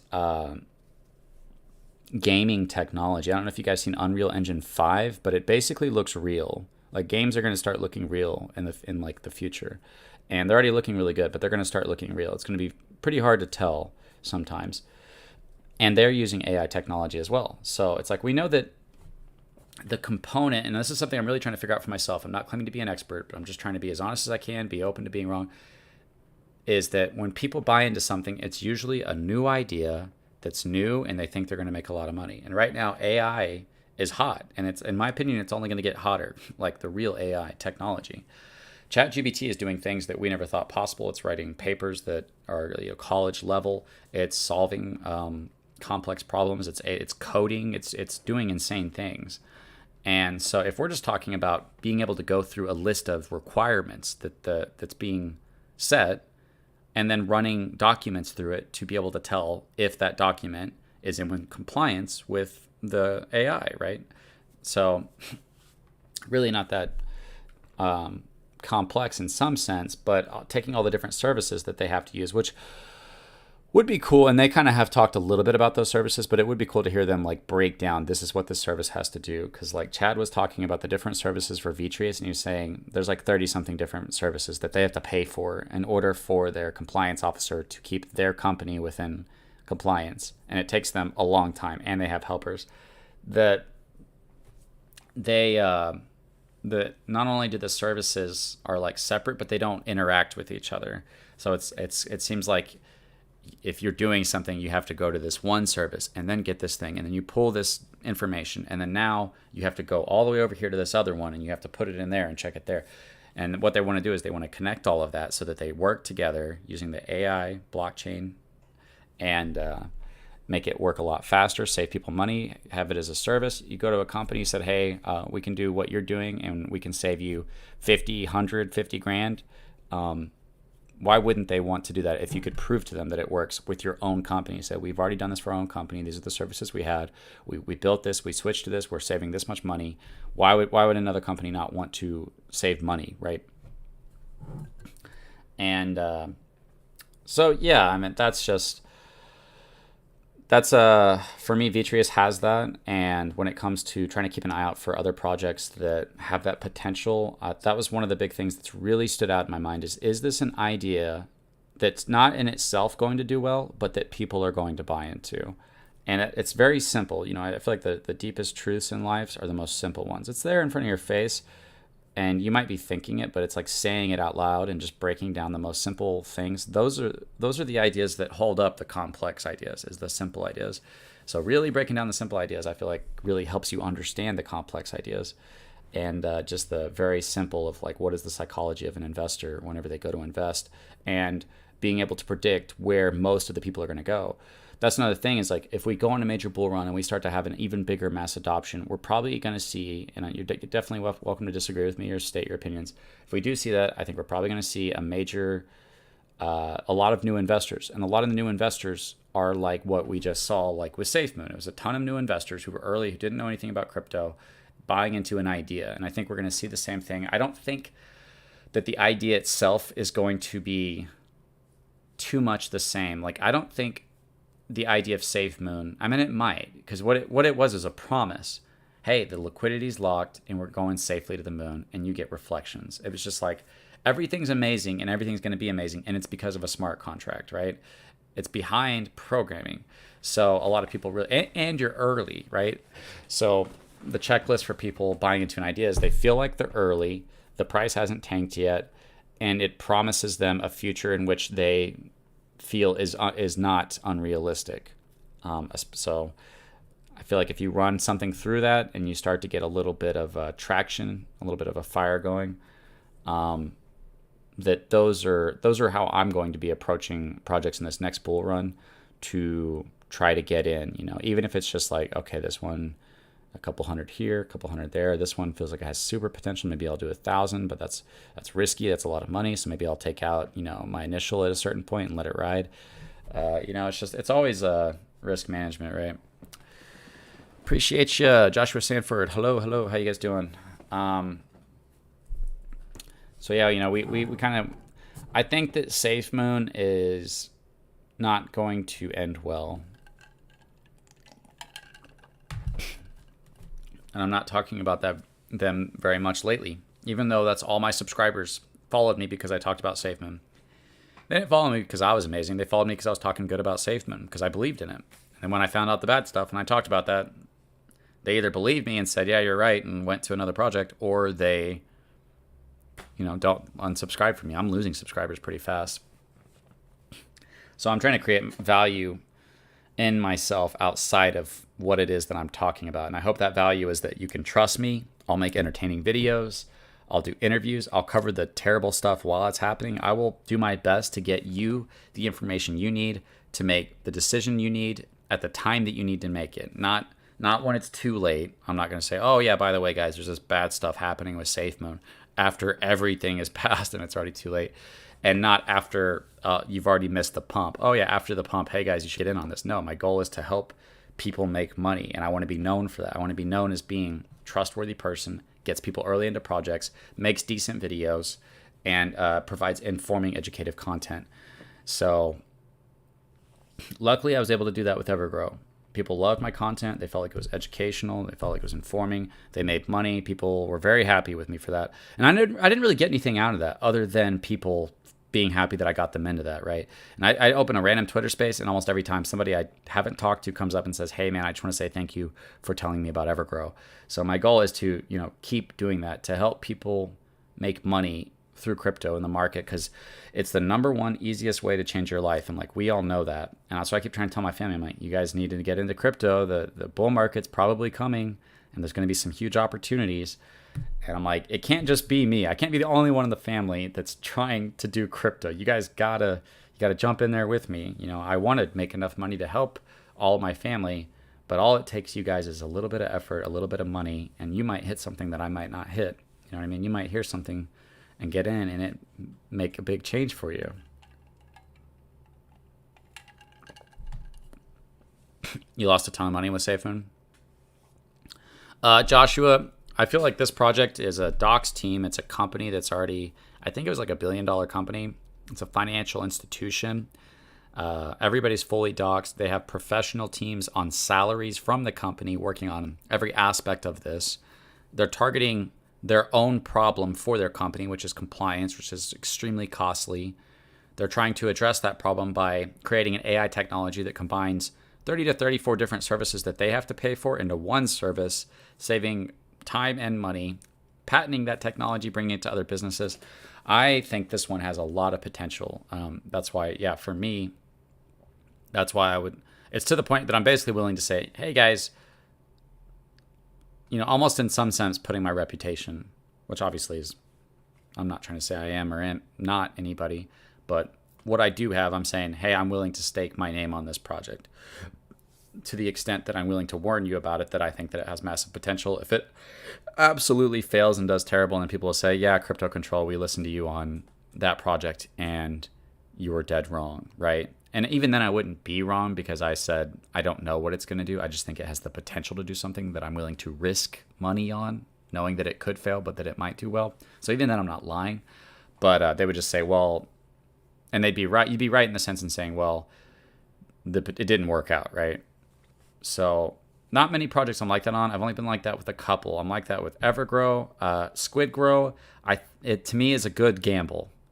SquidGrow is low, and it's got a very rich guy running the project. It's probably going to see a pump. If you guys haven't checked out SquidGrow, check that one out, right? You might be able to make some money there. The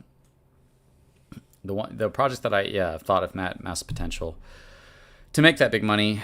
Evergrow super cheap, and I think is a good buy. SquidGrow, I think is a good buy, just because the guy who's running it is a Shiba whale, right? If he is who he says he is, then, and his only goal for SquidGrow is to make it like a successful utility, like big crypto, right? He kind of wants to create what Shiba did, but like actually successful. So that's another thing. And now Vitreous. So those are the ones that I'm like, if people ask me, hey, what's your top 3 that you would invest in? I would say Vitreous, SquidGrow, and then Evergrow. I would say Evergrow has potential, and the price is so low that there's an opportunity to make money there. I don't know what it is. I don't know if it'll ever see all-time high again, but I think that Evergrow can only go so low before they start releasing what I think is going to be decent utilities, and whether or not those utilities provide profit or not. But once again, for me, the belief behind Evergrow is because Sam is rich, and Sam's like a millionaire, and he's already rich, he's already wealthy, he's already succeeded in life, and his goal is not to make a bunch of money off of Evergrow. His goal is to make a successful crypto, a top 20 crypto, and what that means for its investors is you're going to make a lot of money, right? So for me, those are the ideas that I like to invest in, is people that can't be bought out, that have already succeeded, whose vision for the project, it goes beyond their own pockets. And, Vitreous, their vision goes into targeting a market that is desperately needed, that they're a part of. It's like, it's like stubbing your toe on something, and you finally just say, like, let's just cut that thing off. You know what I mean? Not the toe, but the thing that you keep stubbing your toe on. And so every probably financial company is struggling with compliance, and it's a pain in the ass, and the people going through it. And if somebody goes out there and solves that, right? It's like if somebody solves hair loss, they're going to be rich. The first person to actually, if it's possible, to genetically stop your hair from receding, you're a trillionaire. That's a problem that sucks for men, right? Losing your hair. I have a receding hairline. Luckily, it's not like so bad, but it's bad enough that it's annoying. But I mean, if I kind of just push my hair to the right angles, you don't really notice.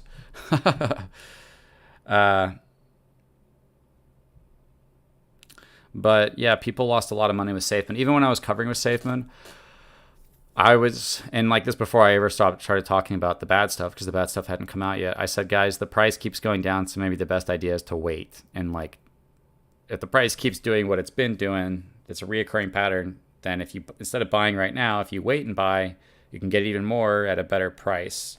So like, I'm always trying to like prioritize the people over the project. Like that's a big thing for me, is like prioritize the investor over the project. Even with Evergrow, like I'm friends with Sam, I'm friends with Paul, but I still prioritize the investor over Evergrow. It's like, hey, do what's best for you, because everybody else is going to do what's best for them. Everybody else is going to take profits. Everybody else is, and like teams and projects are focused on getting the project to succeed, right? And they're not necessarily focused, like a team isn't going to say, guys, we think the price is about to go down. You guys might want to take some profits. Of course you're not going to do that. Nobody would do that, right? That'd be stupid, because then everybody would probably sell if the literal people of the team are saying that. But as an outsider to these projects, since I'm not on any of these teams, might be sponsored by them, but it's basically like contract work, which is perfect because it still allows me to be honest with the people who, and to me, like that's an important part, is being honest. I'm not going to lie to people to make money, right? I could do that, And there's a lot of people that are doing that. I'm just not. That's just not who I am. I'm not saying I'm a good person. That's just not one of the things that I do. I don't like lying, and I don't like being knowingly dishonest to people to get gain. It's just not. It's not how I am. So, yeah,